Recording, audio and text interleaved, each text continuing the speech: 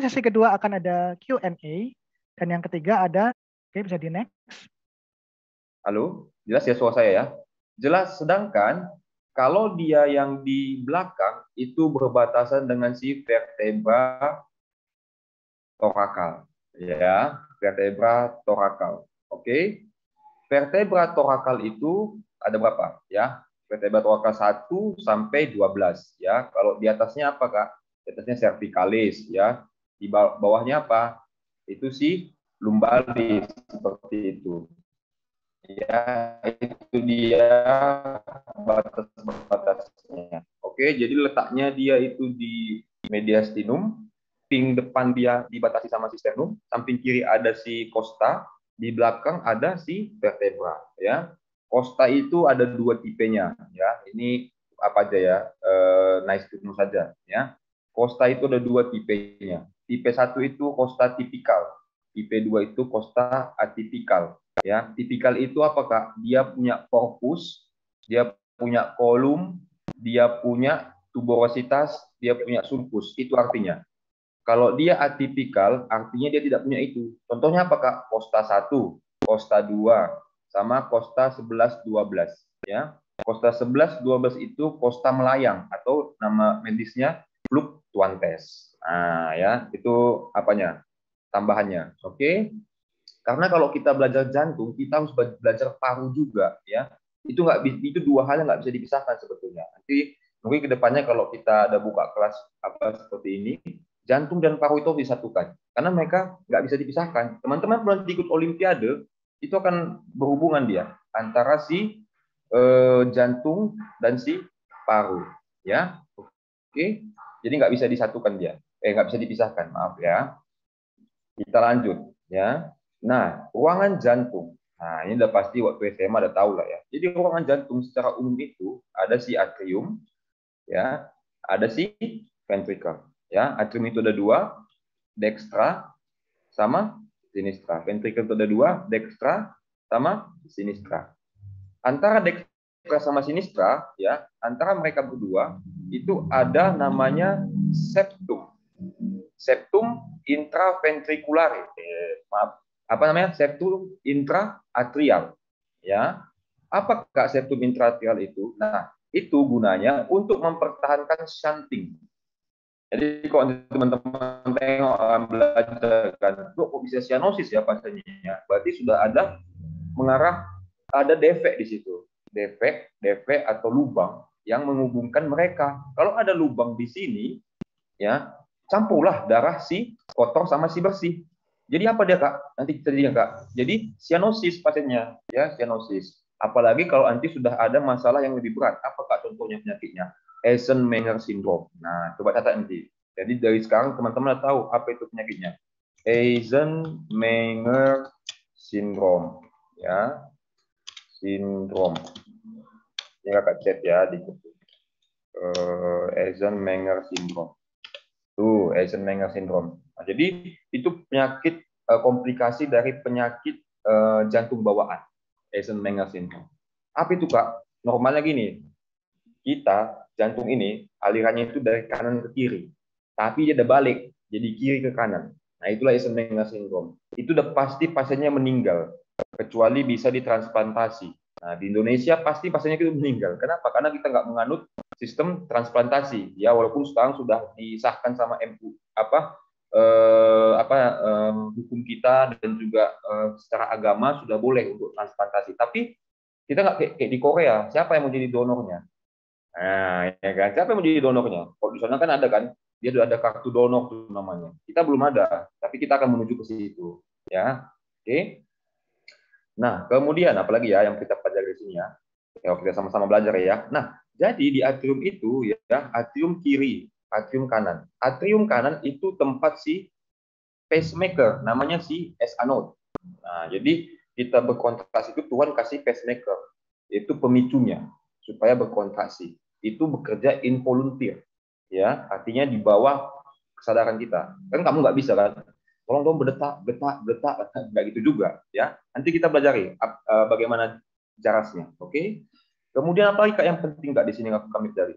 Ventricle. Ventricle itu, tengok ini. ventrikel kanan itu lebih tipis daripada ventrikel kiri. Kenapa, Kak? Karena ventrikel kiri itu fungsinya memompa ke seluruh tubuh. Catat, memompa ke seluruh tubuh.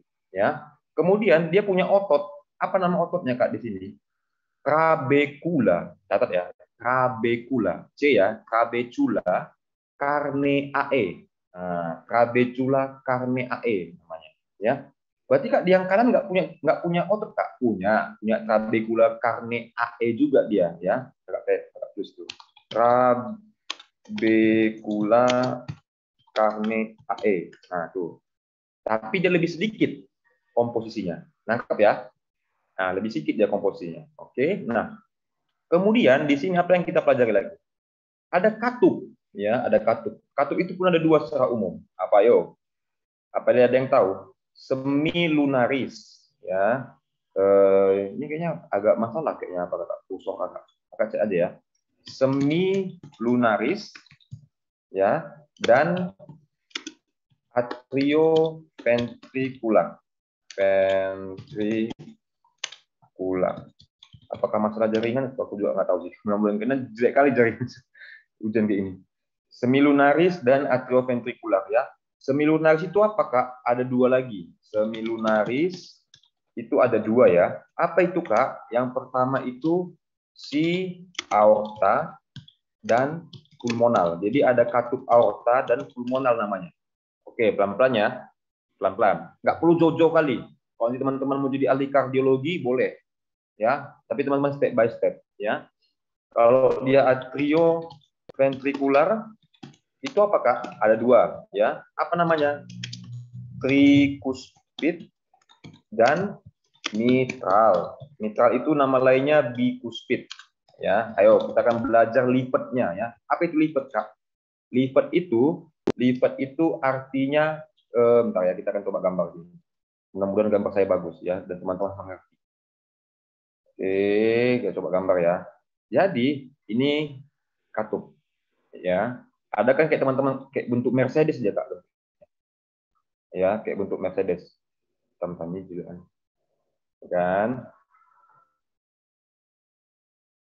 Ah, oke. Nah, ini yang punya tiga katup. Si aorta, pulmonal, sama si trikuspid. Dia punya livet. Ini adalah livet namanya. Ini livet. Atau nama lainnya kuspis. Ya, nama lainnya kuspis. Ya, livet atau kuspis. Leafet bahasa Bataknya, ya. Leafet kalau orang Bataknya bilang kayak gitu.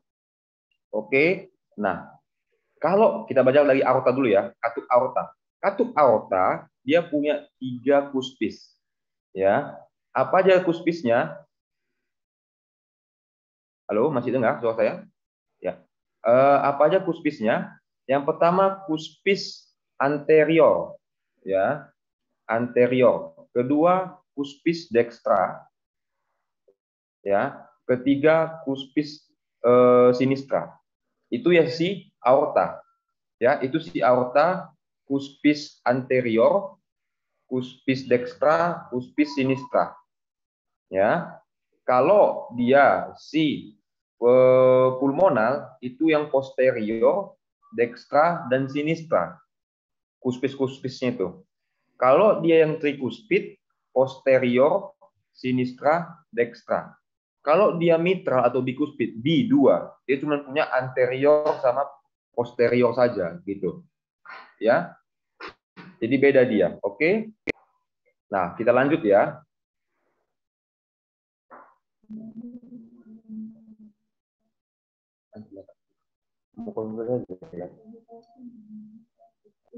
Nanti lagi ada ya, jam 11 lah. Maaf ya, saya lagi jaga juga ya, lagi jaga di ruang ICU ya. Jadi nyambi. Oke, kita lanjut ya. Nah, jadi itu pokoknya katup itu ada dua secara umum, semilunaris sama si atrioventricular. Semilunaris ada dua, ya. Si katup aorta, katup pulmonal. Katup aorta dan katup pulmonal dia punya tiga kuping, kuspis. Ya, kuspis. Nah, yang si aorta tadi anterior, posterior sinistra, yang si pulmonal posterior, dextra dan sinistra, ya. Kalau dia yang mitral itu dua, bicuspid, ya. Si anterior dan posterior, ya. Apa Kak klinisnya di sini Kak? Nanti teman-teman akan temukan namanya penyakit. Contohnya penyakit aorta regurgitasi, aorta stenosis, mitral regurgitasi, mitral stenosis. Kemudian ada lagi namanya penyakit valve rupture. Valve rupture itu akibat trauma, jadi robek dia punya puspisnya. Nah, itu yang paling sering aorta. Ya, nanti kok teman-teman kayak pernah nggak nonton itu film Korea Dokter Romantik? Kan itu kan salah satu film Korea yang oke ya kan. Nah, ada tuh pernah kasusnya, dia ada valve rupture. Jadi betul yang dia bilang itu, rupture yang paling sering itu terjadi pada katup aorta. Kenapa Kak? Karena itu yang paling terdepan dia. Jadi lebih sering terkena jadi benturan, dia jadi lebih resikonya lebih tinggi untuk terjadi rupture seperti itu. Nah, ya.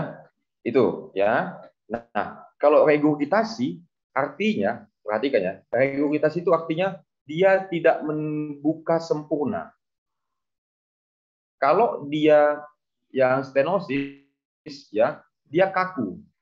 Dia nggak jadi ada aliran hambatan. Nangkap ya, stenosis mitral nanti. Stenosis mitral itu artinya adanya aliran darah yang dari si atrium kiri ke atrium kanan, ventricle kiri. Akibat itu tadi stenosis dia menutup kayak gini. Kalau regurgitasi dia membukanya nggak bagus. Regurgitasi dia kayak nggak ini sih, nggak baik gitulah dia. Ya, jadi itu dia perbedaannya. Oke.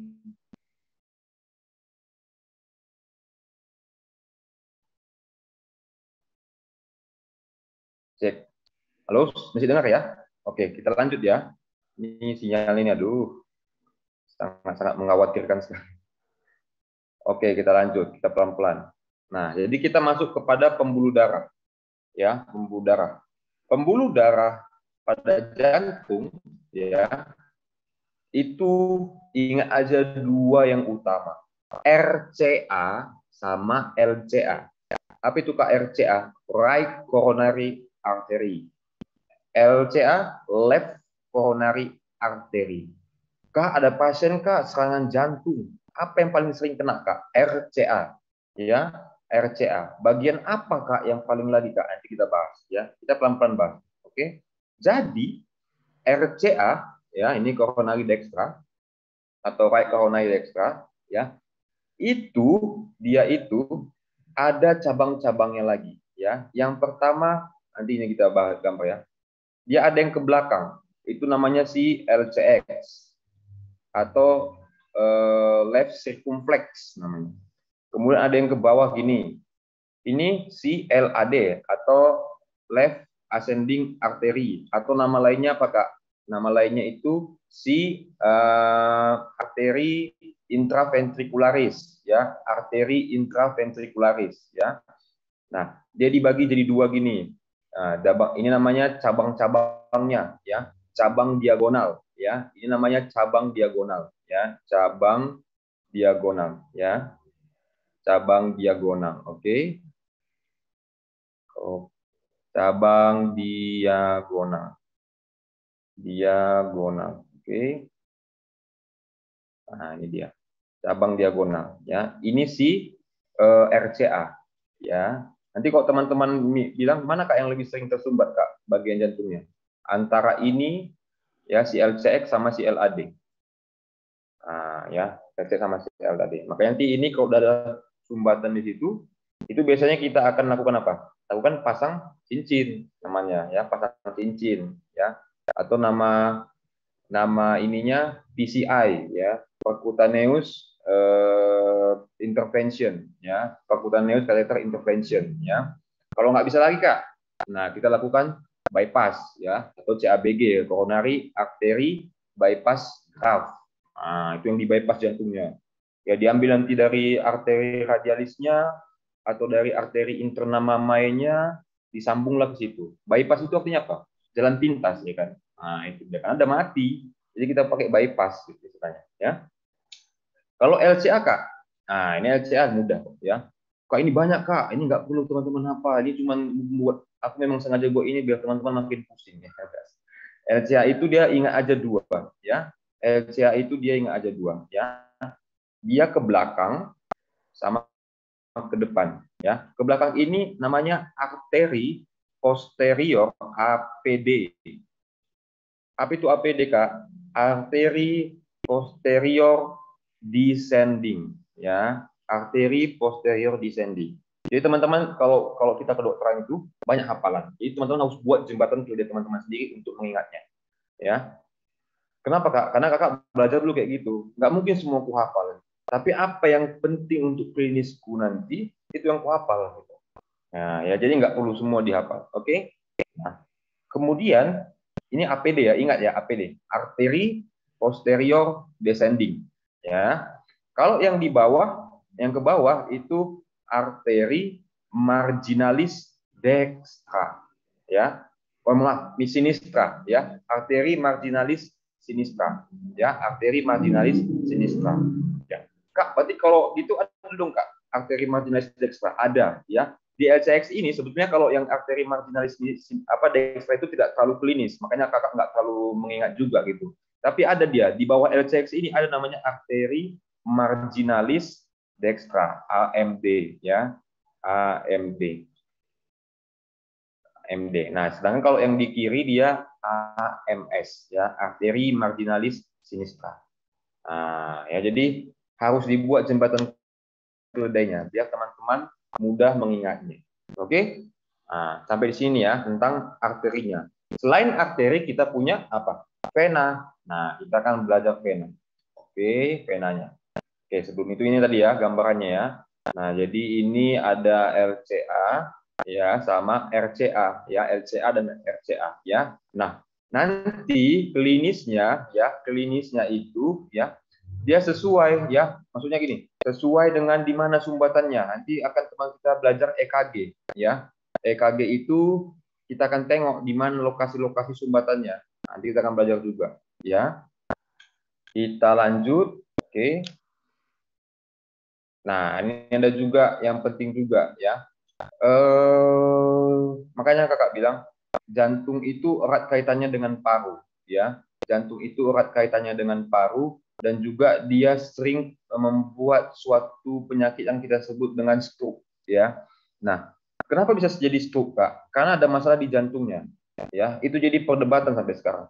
Kalau misalnya kakak nih dapat pasien stroke ya kan, dokter konsul ke dokter saraf kan itu ada penyakit irama jantung, kamu konsul dulu ke irama jantung. Nah, gitu. Tapi kalau kita konsul ke dokter jantungnya, dia nggak mau. Kan itu ada stroke-nya. Nah, jadi kita bingung sebagai dokter umum. Ini mau rujuk kemana? Nah, kenapa kakak masukkan ini? Karena ini penting. Ya, arteri karotis interna ini salah satu sebagai masuknya si trombus. Ya, jadi kalau misalnya nih, ini jantungnya, teman-teman akan belajar. Tapi kakak mau buka aja biar memulai dari sekarang ya teman-teman bisa mengingat lagi. Oke. Nah, kalau ada nanti gangguan irama jantung, contohnya penyakit apa Kak? AF namanya. AF itu apa Kak? Atrial fibrilasi ya. Adanya atrial fibrilasi atau tidak gangguan irama jantung ya akibat adanya tadi pacemaker yang lain ya. Itu akan cenderung nanti membuat suatu gumpalan darah di jantung ya, gumpalan itu nanti akan lepas. Kemana Kak? Melalui ini dia, arteri karotis interna, baru masuk ke otak. Ya, baru masuk ke otak, jadilah si stroke. Stroke apa Kak? Iskemi. Ya, iskemi. Ya, teman-teman, ya dok, tiba-tiba bangun pagi dia udah pelo, dia udah lemah tangannya sebelah gitu. Nah, itu ciri-ciri iskemi. Nah, yang teman-teman baca juga. Ya dok, pasiennya tiba-tiba muntah, pingsan, dicek perdarahan, rupanya itu stroke perdarahan namanya, stroke hemoragi. Nah, beda dia. Itu biasanya karena hipertensi, ya, beda dia. Oke. Nah, ini penting ya. Jadi arteri karotis interna ini ya, itu dia ada dua ya. Yang dia arteri karotis interna ya, arteri karotis interna kanan dan arteri karotis interna kiri ya. Di mana nanti dia akan membentuk suatu sirkulasi Willis namanya. Sirkulasi Willis. Nah, Di lokasi inilah yang sering terjadi stroke. Nah, gitu ya. Di lokasi inilah yang akan sering terjadi stroke. Begitu. Oke. Nah, itu yang membuat dia terjadi stroke iskemi maupun stroke hemoragi ya. Kakak izin coba matikan ini ya, matikan kamera ya, mantau lebih bagus apanya sinyalnya. Oke. Nanti kalau teman-teman kurang apa ya, nanti di apa bilang ya, Kak, kayaknya nanti masih kurang seperti ini Kak, biar kita tahu gitu kakaknya jelasinnya ulang, karena ini kayaknya sinyalnya jelek. Oke. Nah, itu jadi pentingnya arteri karotis interna ini ya.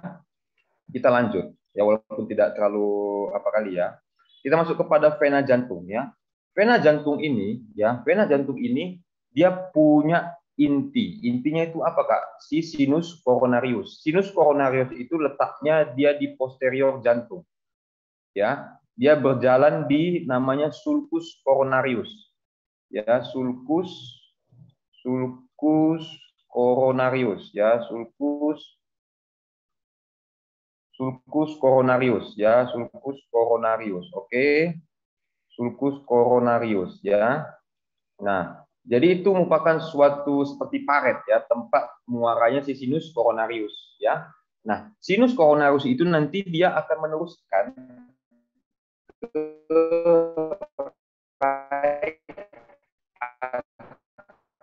atrium.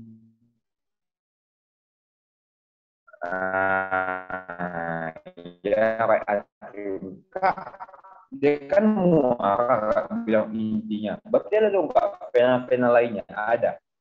Ini teman-teman mudah kok ngapal ya. Ada namanya vena cordis magna, vena cordis parva, vena marginalis sinistra. Sama satu lagi nanti vena cordis media, PCM ya, vena cordis media. Sama satu lagi vena intervensi, mudah mengingatnya itu ya. Oke, kita ulangi ya. Nah, jadi yang mudahnya itu mengingatnya, cabang-cabang dari sinus coronariusnya itu ya, adalah si tiga ini aja teman-teman perlu ingat. Si vena cordis magna, vena cordis parva, vena cordis sinistra. Ya, vena cordis magna, vena cordis parva, vena cordis media, media ya. Kemudian kalau yang mau teman-teman tambahin seperti vena marginalis sinistra boleh lah ya. Tapi kalau kakak pribadi tiga itu aja kakak intinya kakak ini kakak utamakan. Vena cordis magna, parva, media. Coba sama-sama kita apa ya? Magna, parva, media. Magna, parva, media. Magna, parva, media. Ya, nanti diulang lagi ya di rumah ya. Ini slide-nya kan dikasih kan kakak ya. Dikasih ke teman-teman, teman-teman ulang lagi. Erlangga segala macam. Intinya saja ya. Ke sinus coronarius. Dari sinus coronarius dia bermuara ke right atrium. Nah, ya right atrium. Oke, itu dia intinya. Ya, kita lanjut. Jadi intinya vena utamanya apa Kak? Sinus coronarius. Apa cabang-cabangnya Kak? Vena cardia magna, vena cardia parva, vena cardia media. Itu aja ingat tiga itu udah jago. Ya, semuanya bermuara kemana Kak? Ke right atrium. Udah itu aja. Kak ada nggak penyakit vena Kak pada jantung? Nggak ada, jarang. Ya. Kenapa? Karena yang paling bermasalah itu di pembuluh darah arterinya biasanya. Ya, terjadi iskemia, ya iskemia utamanya. Ya iskemia karena ketidakseimbangan antara O2 demand dan O2 supply. Makanya bisa terjadi serangan jantung. Kalau orang awam bilang, oh angin duduk. Ya, mana angin duduk ya? Bahwa kali ini aku ada bisa angin duduk ya kan. Padahal angin itu adalah suatu hal yang tidak nyata sebetulnya, tapi bisa ada angin duduk. Itulah istilah mereka. Kalau kita bilang apa Kak penyakitnya Kak? Angina pectoris. Nah, itu dia artinya ya, angina pectoris. Oke. Kita lanjut ya. Nah, ini tadi vena cordis minima, vena itu teman-teman hafal juga. Oke, tapi kakak akan fokus ketiga itu aja. Vena cordis magna, vena ya. Kita fokusnya ketiga. Vena cordis magna, vena cordis parva.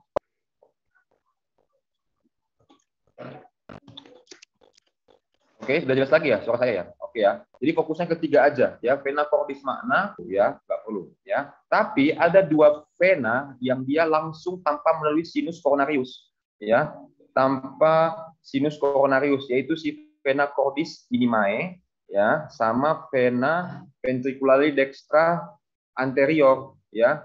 Vena cordis minimae sama si dextra anterior ini dia langsung ke right atrium tanpa melalui sinus coronarius. Nah, itu dia. Oke. Nah, jadi intinya yang tadi itu ya, sinus coronarius teman-teman harus ingat. Kenapa itu vena utama? Ya, kemudian apakah cabang-cabangnya? Vena cardia magna, vena cardia parva, vena cardia media. Boleh teman-teman tambah vena marginalis sinistra, vena intraventricularis sinistra posterior, boleh. Ini nggak sanggup nggak apa-apa. Kakak juga nggak punya kapasitas otak yang besar ya kan. Nggak mungkin kita semua ingat ini ya kan. Tapi inti-intinya aja ya, inti-intinya saja. Oke, kita lanjut ya. Kita lanjut. Nah, kita belajar jarasnya ya. Jadi jarasnya. Bentar ya. Oke, di sini dulu. Oke, nah jadi kenapa sih bisa jantung itu berdetak? Karena dia punya suatu sistem kelistrikan namanya, yaitu sistem yang kita sebut dengan konduksi jantung. Ya. Jadi ada istilah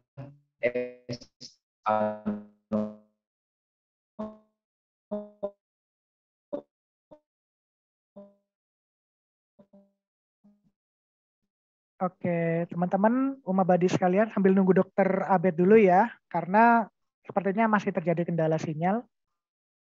Mohon ditunggu sebentar ya. Terima kasih.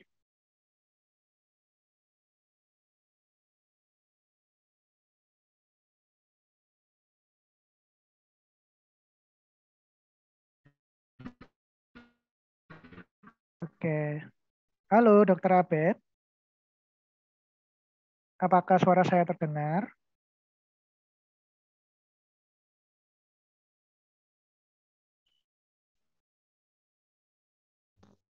Oke, kalau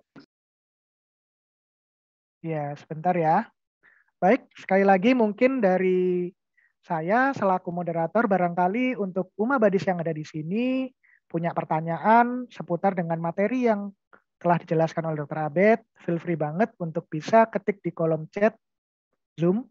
Dan nantinya ketika Dr. Abed menyelesaikan untuk webinarnya, akan ada sesi Q&A nih. Baik, apakah Dr. Abed sudah terhubung kembali? oke, sudah jelas, Dok? Oke, jelas sekali dokter. Silakan dilanjutkan Oke ya. dokter.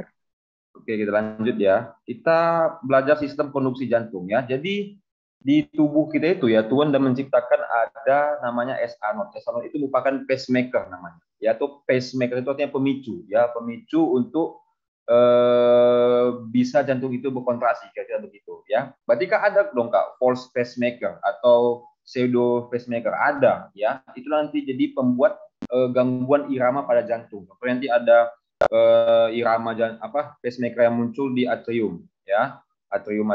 Nah, kan nggak mungkin kan dalam satu kapal itu ada 5 kapten, kira-kira kayak gitu. Nah ini akan membuat bantalan konduksi ke AV node ya, ke AV node. Nah, sehingga AV node-nya bingung gitu kan, sehingga aliran yang dihasilkan itu banyak, makanya nanti gerakan jantungnya itu nggak normal gitu ya, kontraksinya itu tak normal ya, kontraksinya itu tak normal ya.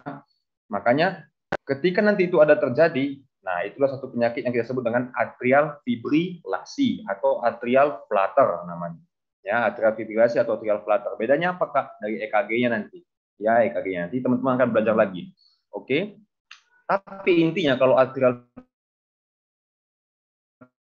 fibrilasi dan atrial flutter itu, atrial fibrilasi itu terlalu banyak dia punya pseudo pacemaker. Sedangkan kalau atrial flutter mungkin cuma 5 lah ya. Jadi dia lebih teratur dia biasanya. Lebih agak sedikit teratur lah membedakannya nanti ya.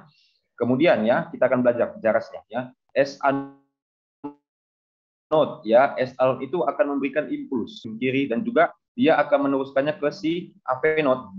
Ya, di AV node ya, sebelum masuk kepada si right bundle branch dan juga left bundle branch, dia diperlambat di sini. Kenapa? Supaya jangan terlalu gede dia masuk ke sini, ya. Ya, supaya jangan terlalu gede dia, ya, supaya jangan terlalu. Makanya dia kalau di AV node itu diperlambat dia istilahnya, ya. Baru dia masuk ke left bundle branch dan right bundle branch. Nah, di situ pun nanti ada penyakitnya. Di left bundle branch sama right bundle branch. Apakah nama penyakitnya? RBBB, LBBB. Apa itu, Kak? Left bundle branch block. Tinggal tambahkan aja bloknya di sini. Ya, blok. Itu biasanya apa, Kak? Pencetusnya infeksi.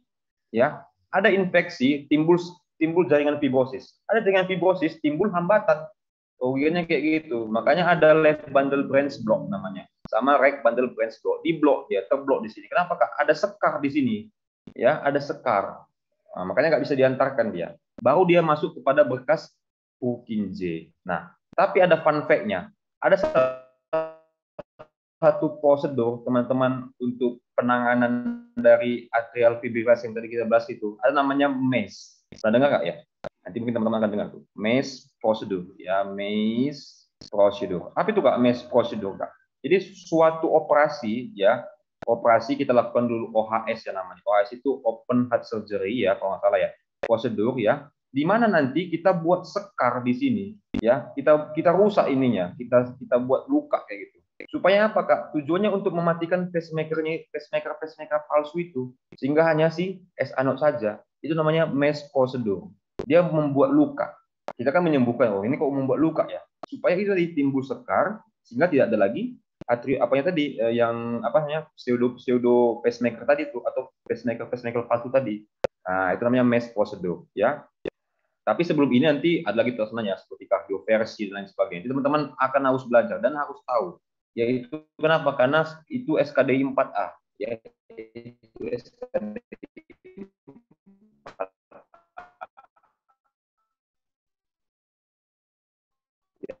Harus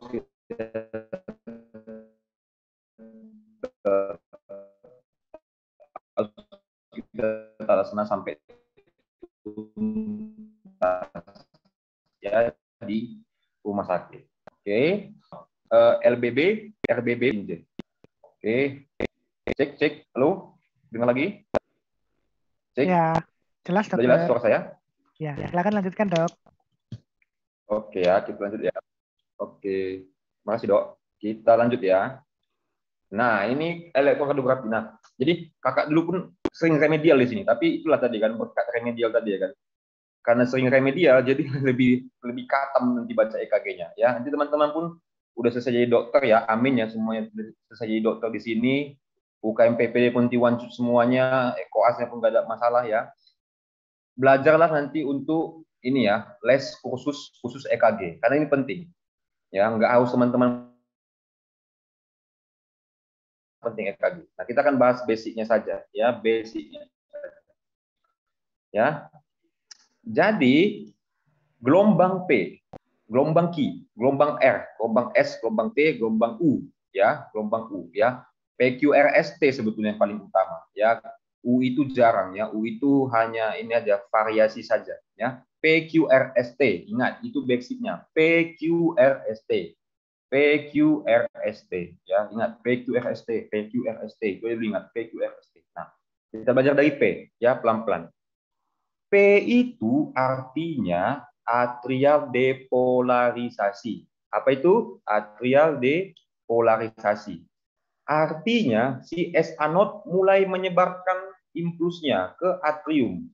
Ini dia yang merah ini. Ya, ini kakak apa nih? Cari di internet nih yang bagus gambarnya. Ya, itu artinya. Oh, berarti atrial depolarisasi. Kayak mana kondisi si ventricle repolarisasi, ya, repolarisasi, ya, repolarisasi. Oke, sampai sini jelas ya, suara kakak jelas ya, nggak terputus kan? Oke ya, oke. Kemudian masuk ke gelombang QRS, ya. Kakak kasih tuh itu ya, QRS dulu ya. Nanti kalau masalah segmen PR, segmen ST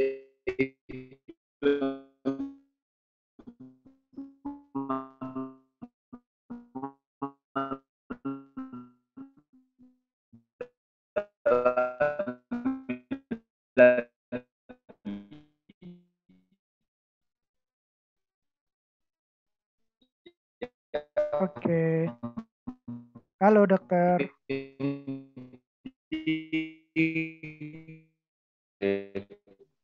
Oke.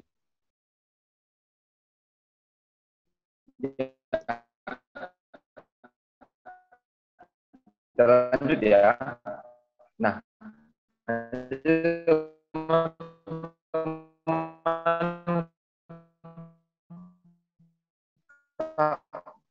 buat dulu Kak segmen.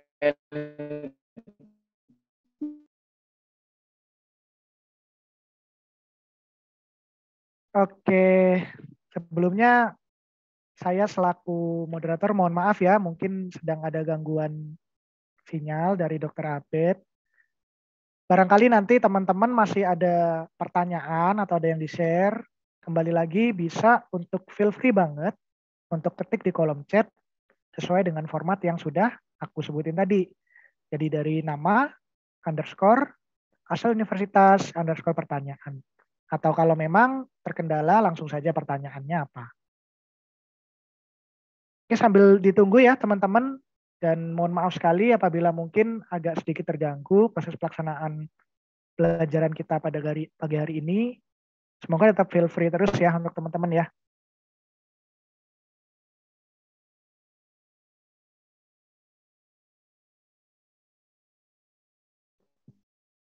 Oke, Oke, halo. kita lanjut lagi ya. Ya, Oke. silakan dokter. Sinyalnya membuat gondok juga sih. Mengganggu konsep. Iya, nggak apa-apa dokter. Silakan lanjutkan dokter.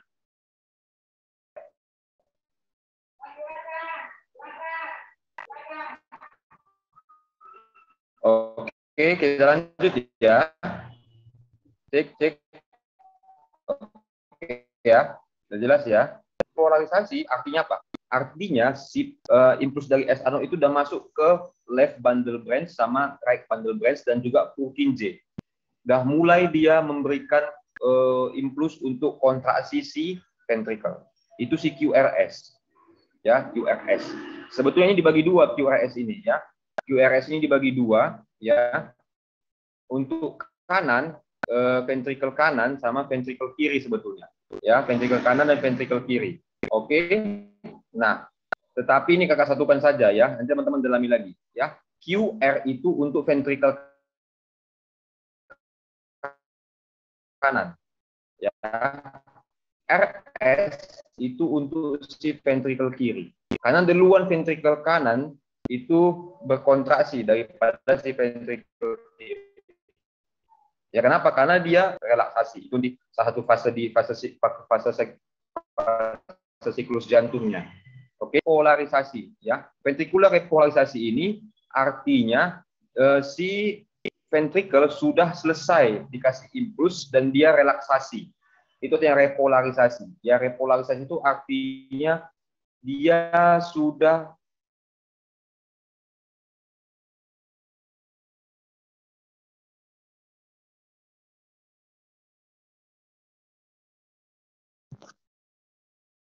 Halo, dokter Abed.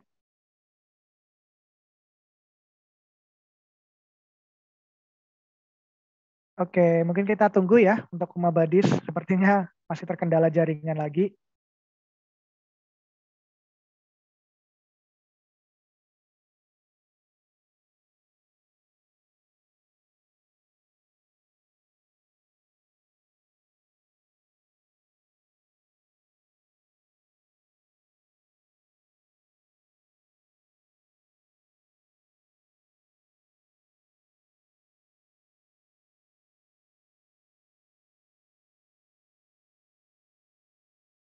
Oke, mungkin sembari menunggu dari dokter Abed untuk bergabung lagi, gimana nih untuk pengalamannya pada pagi hari ini? Mungkin teman-teman ada yang mau sharing-sharing, bisa feel free banget di kolom chat.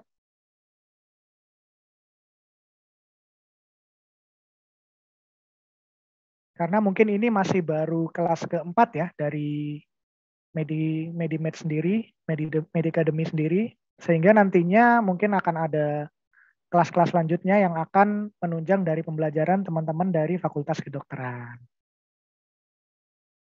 Oke, mungkin sambil menunggu Dokter Abed, boleh kali ya kita sharing-sharing dulu.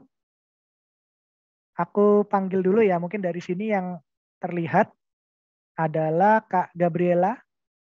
Halo Kak Gabriela, apakah suara saya terdengar?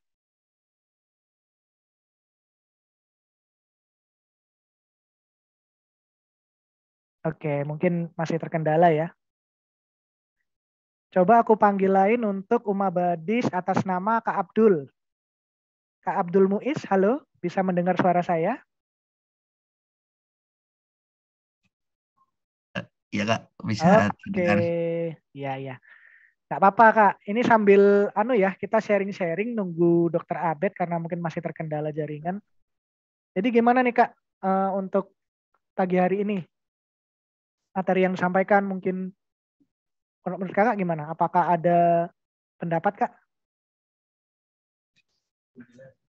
Uh, untuk penjelasan materi Dr. Abed pagi ini, alhamdulillah Kak, mudah untuk mudah untuk dipahami ya Kak penjelasan dari beliau. Oke, ya mungkin mohon maaf juga ya para Uma Badis di sini barangkali masih terkendala oleh sinyal karena kita tahu nih saat ini sedang ada musim hujan dan puncaknya mungkin bulan November sampai Desember ini. Mungkin Kak Abdul Muiz punya harapan lain supaya nanti ke depannya seperti apa?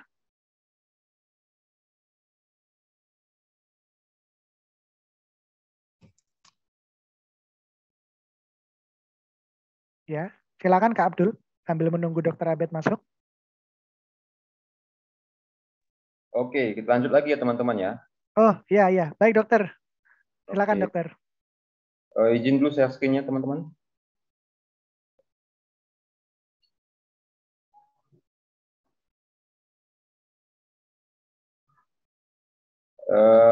Izin share screen, nggak bisa di-share screen nih. Hot disable participant screen share. Ya, silakan Dokter. Sudah saya buka share screen-nya. Oke, kasih ya. Oke. Maaf ya teman-teman ya, ini di out of the box nih. Ini, aduh jelek sekali.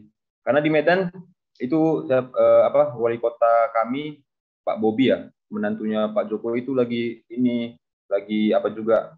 lagi pusing dia karena sebulan ini tiap malam hujan terus banjir di sini mana-mana mati lampu. Waduh, jadi jelek sekali sebenarnya. Oke ya, kita mulai ya. Kita lanjut lagi ya. Kita ulangi lagi deh. Kita ulangi ya. Jadi tadi si atrial depolarisasi artinya si impuls dari S anode itu dia ke si atrium. Artinya apa? Atrium mulai kontraksi. Oke, itu intinya. Ya. Kemudian si QRS ini artinya ventricular depolarisasi. Berarti si ventricle mulai kontraksi. Itu intinya. Ya. Dia dibagi dua.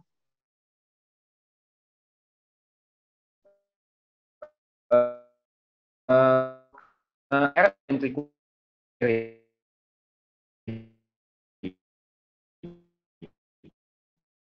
kalau di S ini ada dia sebetulnya gelombang yang tidak. Ini fun fact aja sih, fun fact. Yaitu si atrial repolarisasi. Ya, kan teman-teman mesti ada loh. Jadi kapan Kak atrium itu berrelaksasi?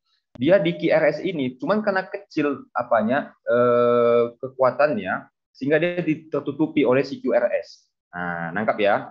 Nah, jadi itu hanya ini saja, fun fact-nya saja. Oke. Baru masuk kepada ventricular repolarisasi.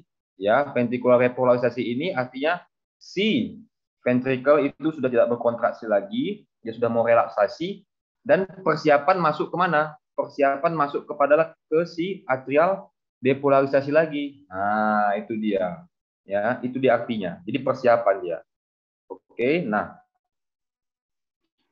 ada normal heartbeat atau normal beating ya, atau ada juga fast heartbeat ya, ada slow heartbeat sama irregular heartbeat. Nah, kalau kita sebut normal heartbeat ya normal ECG nanti gambarnya di EKG. Kalau fast heartbeat, ya berarti apa masalahnya Kak? heartbeat-nya itu kenapa bisa banyak atau bisa cepat? Karena masalah ventrikulanya cepat berkontraksi. Itu bisa kenapa, Kak? Bisa karena dia takut, fear, atau misalnya dia karena itu hal yang normal ya, ketakutannya. Kalau yang nggak abnormalnya contohnya apa, Kak? Karena dia ada atrial fibrilasi. Apalagi, Kak, ada namanya penyakit SVT. Apa itu, Kak? Supraventricular tachycardia. Apalagi, Kak, namanya, Kak? Ventricular tachycardia. Nah, itu semua artinya ini ya, artinya itu fast heartbeat.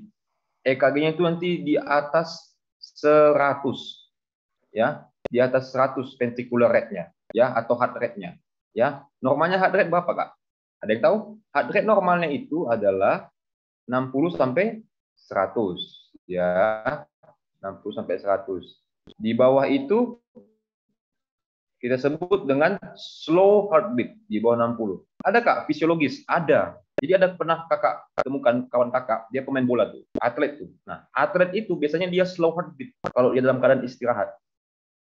Nah, jadi dia laju ventrikelnya itu atau laju atletnya itu dia di bawah 60 biasanya. Itu kan normal, Kak, normal kalau pada atlet. Ya. Oke. Nah, baru ada irregular heartbeat. Nah, irregular heartbeat ini nanti contohnya itu penyakitnya seperti nanti kan teman-teman temukan torsade de Points atau torsade de Points kita bilangnya. Nah, itu salah satu penyakit irregular heartbeat. Nah, semuanya itu masalah di sistem konduksi. Oke, nah itu dia. Oke, sampai sini jelas ya, clear ya suara Abang ya. Oke, kita lanjut ya ke yang berikutnya. Nah, ini dia basicnya ya.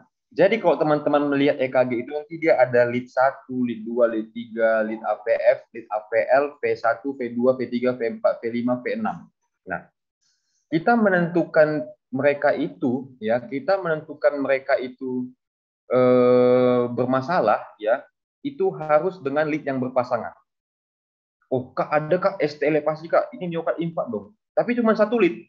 Nah, itu nggak bisa dibilang bermasalah. Nah, ngerti ya? Jadi dia harus yang berpasang-pasangan.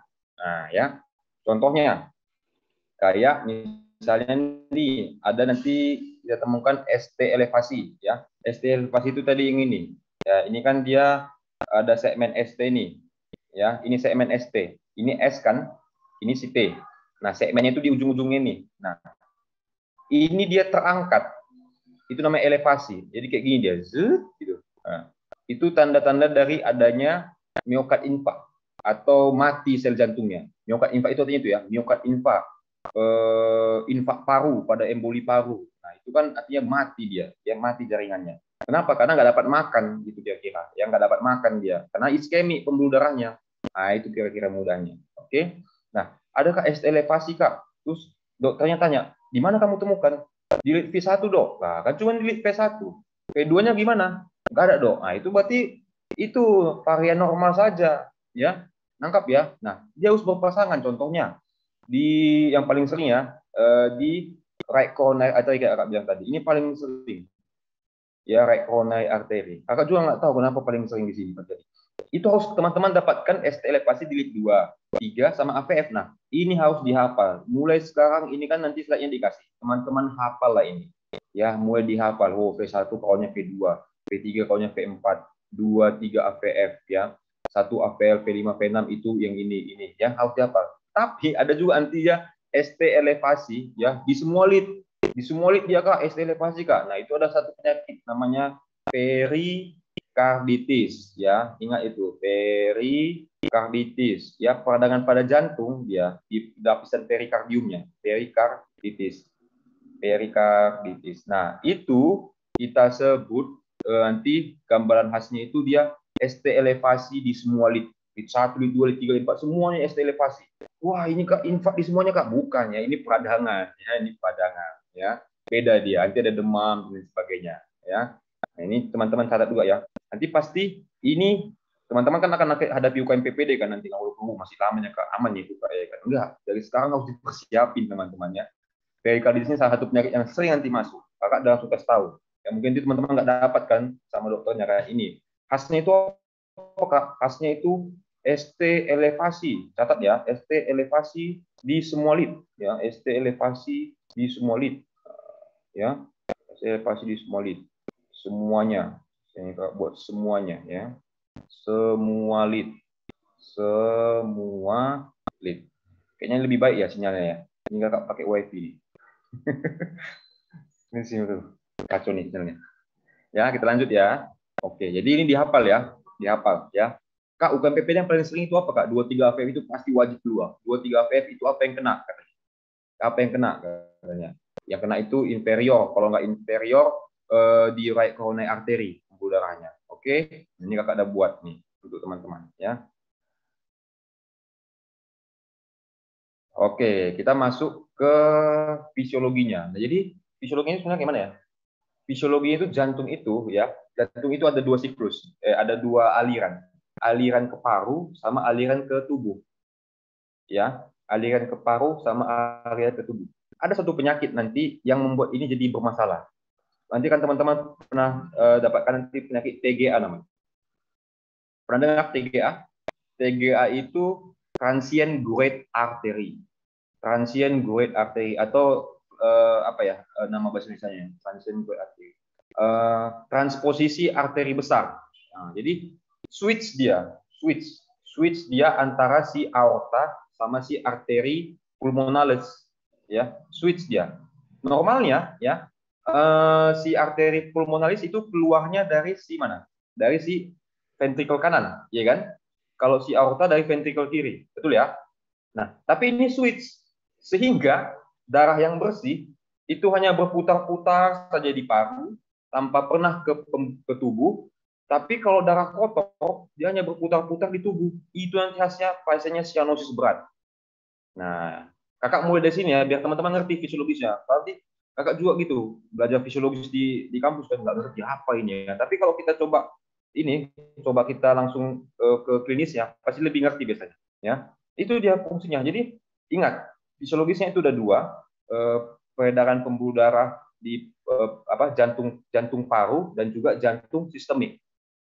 Ya, kita langsung masuk klinisnya, ada yang penyakitnya TGA. Itu nanti teman-teman pasti dapat TGA, transient great artery. Artinya switch dia. Aorta itu keluar dari ventrikel kanan, ya. Si arteri pulmonalis keluar dari ventrikel kiri. Nah, itu dia. Nah, sehingga dia tidak ketemu, ya. Nah, itu dia. Jadi ingat, yang pertama siklus paru itu ada dua, ya, siklus paru. Fisiologis jantung itu ada dua, antara paru dan jantung ke tubuh. Itu catat, ya, catat. Ya, itu dulu intinya. Oke. Nah, kita akan masuk kepada fungsi-fungsinya. Oke, ini fisiologisnya, ya, fisiologisnya. Jadi teman-teman, semua darah di tubuh kita ini itu yang menerima si atrium kiri, atrium kanan, termasuk sinus coronarius tadi, muaranya ke atrium kanan. Catat, ya. Nah, jadi penuh nih, udah penuh. Nah, udah penuh, ya kan? Udah penuh. Terus dia kontraksi, ya kan? Masukkan ke si ventrikel kiri, ventrikel kanan, mohon maaf, ventrikel kanan, ya. Di sini ada katup. Katup apa sih nih, Kak? Katup si tricuspid, ya. Jadi antara atrium kanan dengan ventrikel kanan itu apa nama katupnya? Katup tricuspid. Ingat, katup tricuspid, katup tricuspid, katup tricuspid. Ya, terus enggak lu ngajarin gitu. Ingat ya.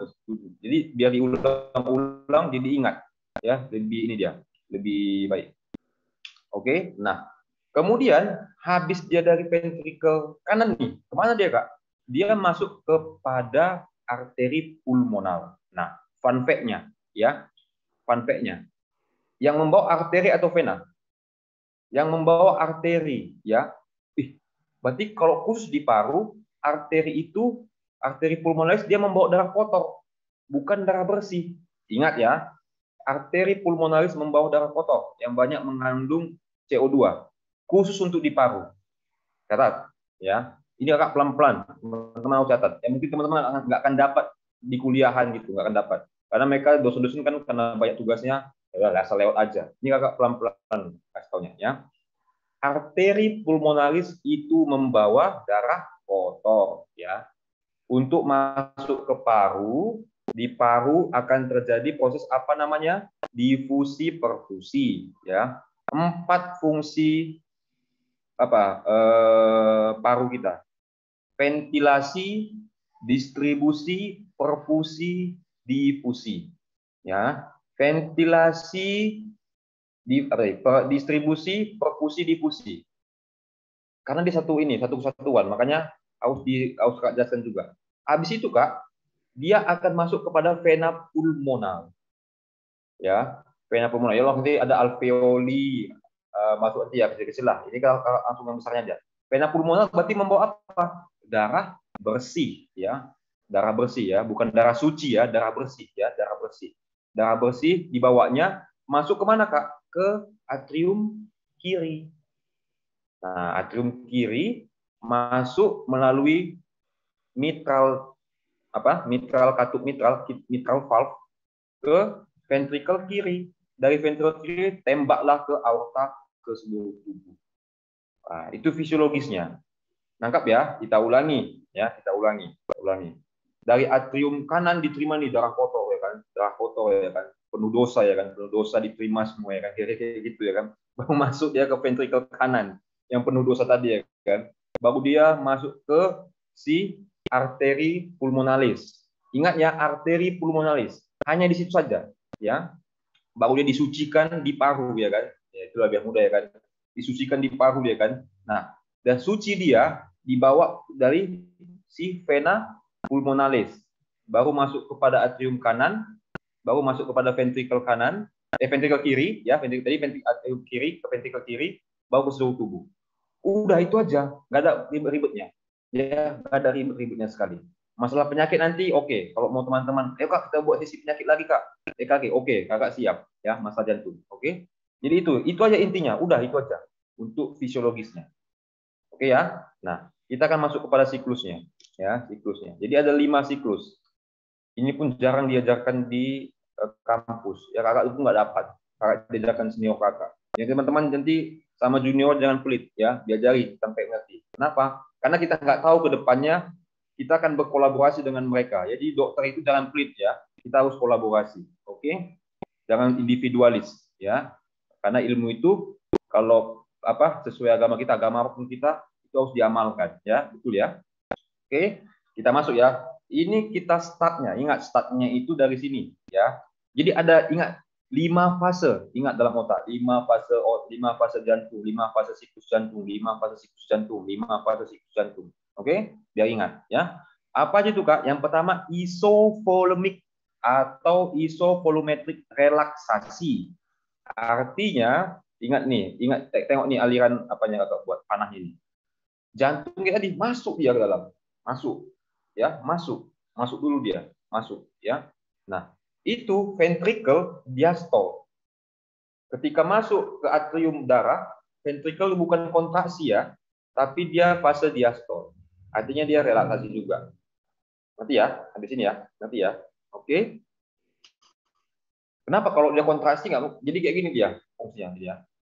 Zep, zep, zep, zep. Ini anggap atrium, ini anggap ventricle. Nggak gini dia, zep, zep, zep. Nggak, ini diskotik ya kan. Kayak gini, zep, zep, zep, zep ya. Mudah ingatnya kan. Jadi kalau dia relaksasi di atas, ini kontraksi. Nah, ini kalau dia masuk darah ke apa? Berarti nggak mungkin kontraksi dia kan. Kalau dia kontraksi keluar dong darahnya.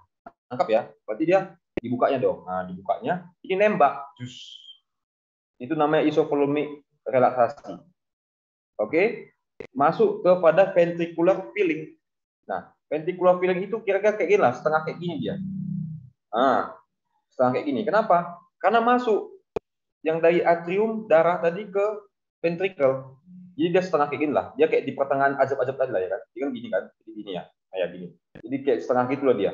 Nah, nangkap ya, itu namanya ventricular filling. Persiapan untuk ditembak ke ada yang ke paru, ada yang ke jantung. Tangkap ya. Ya, nggak mungkin, dia bukan gini. Jangan pikir teman-teman ventricle kanan dulu yang berkontraksi, ventricle kiri dulu. Memang ventricle kanan dulu, secara umum ya, ventricle kanan dulu yang nembak dia. Secara sepersekian-sekian detik, ya, sepersekian-sekian detik. Tapi dia sebenarnya bersamaan ya, kontraksinya. Nangkap ya? Itu namanya ventricular filling. Namanya dia ventricular filling. Berarti kan diisi ventricularnya. Mudah kan? Ventricular filling. Ya. Baru setelah ventricular filling, atrial kontraksi. Kan gini deh, zut lagi gini. Kan udah penuh ini. Anggap kan? Udah penuh kan ventricular filling. Dia nembak lah ini. Nangkap ya? Dia menciutkan zut di prasnya dari darah tadi itu ke bawah. Nangkap ya? Itu namanya atrial kontraksi. Itu namanya atrial systole, begins, dimulai, ya. Baru masuklah habis udah penuh kan? Udah penuh kan? Berarti masuk kepada isovolumetric contraction. Itu dia gini, zus. Nah, ngerti ya? Ini udah penuh kan? Ventricular fillingnya udah penuh, udah full nih ventrikulnya. Jadi tembaknya lah. Kalau nggak bisa ruptur dia, ya bisa pecah dia punya ventricle kalau terlalu penuh. Ya, nangkap ya sampai sini ya. Kemudian baru masuk kepada ventricular contraction tadi udah ya. Itu tadi udah bersamaan dia dengan isovolumetric contraction. Baru masuk kepada ventricular ejection. Ya, ventricular ejection itu dia mulai ventricular ejection itu dia menembak sebenarnya. Daya tembaknya. Makanya nanti kalau kita pemeriksaan ekokardiografi atau USG jantung itu kita mesti tengok ejection fraction-nya berapa. Kalau dia di bawah 50, kalau dia pada pasien asianotik, pada pasien penyakit jantung bawaan itu indikasi untuk dilakukan operasi. Nah, itu ditengok itu. Nanti operasi apa Kak? Operasi BT-shunt misalnya. BT-shunt itu kayak pada pasien TOF nanti. Itu ditengok. Ya, itu teman-teman akan pelajari. Ya, belajar jantung itu menarik kok. Jangan ditakuti. Kakak pun dulu takut kali jantung ya. Gimana ya? Tapi dah sering remedial sering. Jadi lebih paham ya, sampai sekarang pun masih diingat ya. Jadi ada 5 ya. Isovolumetric relaksasi, ventricular filling, atrial kontraksi ya, atrial kontraksi, kemudian masuk kepada ventricular contraction, itu bersamaan sama isovolumetric contraction sama ventricular ejection. 5. Nangkap ya? 5 ya. Sebetulnya kalau isovolumetric contraction, ventricular contraction sama ventricular ejection itu bersamaan, disatukan dia. Sebenarnya ada 4, tapi lebih mulai dibagi jadi 5. 5 siklus 5 siklus fase jantung ya. Oke. Dimulai dari sama kalau ada EKG-nya ini kan dibuat 2 EKG-nya kan Kakak boleh EKG-nya. Dimulai dari gelombang P ya di sini ya, gelombang P kan, gelombang P atrial kontraksi ya kan, kayak tadi atrial depolarisasi ya. Baru di sini QRS ya. QRS itu artinya ventricular ventricular kontraksi. Itu aja sih intinya. Ya, kalau di sini itu gelombang T. Di sini gelombang T. Artinya persiapan untuk atrial depolarisasi, kan diisi dia di sini. Ya kan diisi, atau kita sering sebut ini atrial filling pun boleh lah ya, karena nggak ada sih atrial filling ya. Tapi kita sebutlah atrial filling di sini. Dia diisi. Atau kita sebut dengan isovolumetric relaksasi. Nah, itu dia namanya nama siklusnya. Oke, udah ngerti sampai di sini? Oke, udah ngerti lah ya. Kakak pelan-pelan di terakhir pelan-pelan ya. Oke, kita lanjut ya. Kita lanjut. Kita masuk kepada histologi. Histologi ini ya gimana ya? Hafalan saja ya. Hafalan saja ya, hafalan saja. Tapi Kakak mau tekankan teman-teman, ada histologi yang harus teman-teman tahu ya. Kenapa Kak? Karena ada berhubungan nanti dengan penyakit satu-satunya penyakit ya yang paling sering nanti teman-teman temui adalah endokarditis. Endokarditis. Nah, berarti peradangan pada jantung lapisan endokardium. Nah, ya. Terus ada nanti endokarditis tadi udah ya, perikarditis ya, perikarditis. Nah, miokarditis bisa Kak? Bisa. Ya, perikarditis. Berarti peradangan pada perikardium, ya kan? Satu lagi apa? Apa namanya? Miokarditis, ya, miokarditis. Nah, semuanya punya tanda khasnya. Nah, ya. Kok teman-teman ini Kak, ayo Kak kita belajar lagi Kak di penyakitnya. Teman-teman belajar dulu di kampus, udah pusing nih Kak, nggak ngerti. Ke UMA Academy, ya, ke UMA Academy ya. Biar kita belajar nih. Ada triknya cara mengingatnya. Bahkan sampai sekarang pun Kakak nggak akan pernah lupa. Nah, ya kan? Penasaran ya kan? Nanti, ya. Nah, endokarditis, perikarditis, miokarditis. Nah, ini agak ribet ya. Kita akan belajar dikit ya. Jadi paling luar itu namanya itu si perikarditis. Perikardium, ya, perikardium. Satu nama lainnya epikardium. Oh, apa itu Kak epikardium sama perikardium? Itu sama aja, ya. Epikardium mau perikardium itu sama aja, ya. Nah, epikardium ini atau kita sebut dengan perikarditis ini, ya, itu dia punya 2 lapis. Ya, apa lapisannya Kak? Lapisan serosa. Kita buat sini serosa, ya, serosa dan apa? Fibrosa. Nah, mau lebih detail lagi boleh. Fibrosa ini lebih dalam lagi ya. Fibrosa ini dia punya dua lapis lagi. Apa itu Kak lapisannya? Ada yang tahu? Parietal, ini kayak di pleura jadinya. Parietal sama visceral. Nah, ya parietal, buat pari aja ya, sama visceral ya. Visceral. Ingat, ini bahasa medis. Visceral sama parietal itu harus di luar kepala artinya. Visceral itu artinya lapisan yang menempel ke organ. Parietal itu yang tidak menempel ke organ. Itu dimanapun nanti ada organ visceral. Apa ya organ visceral ya? Bingung ya kan? Apa ya organ visceral? Contohnya apa? Jantung, paru itu organ visceral. Ya, jangan bingung. Dia punya lapisan visceral artinya. Ya, visceral itu artinya yang menempel langsung ke paru, yang menempel langsung ke jantungnya. Ada lapisannya. Ya, berarti Kak antara parietal dan visceral ada sekat Kak? Ada, ya, tapi nggak perlu lah, ya. Yang karena dia nggak terlalu apa, nggak ada terlalu makna klinisnya juga nggak ada, ya makna klinisnya. Jadi ada tiga ya, epikardium paling luar, miokardium yang paling tebal, ya, miokardium yang paling tebal, sama endokardium. Nah, ya endokardium. Oke, ini dia. Oke, baru epikardium yang penting ada dua lapisan, serosa sama fibrosa. Fibrosa itu dia punya lapisan lagi parietal sama visceral. Nah, mudah ya. Itu aja kan cukup. Udah, itu aja cukup. Cukup, nggak perlu dalam-dalam kali. Ini segala macam. Kalau mau jadi ahli histologi boleh.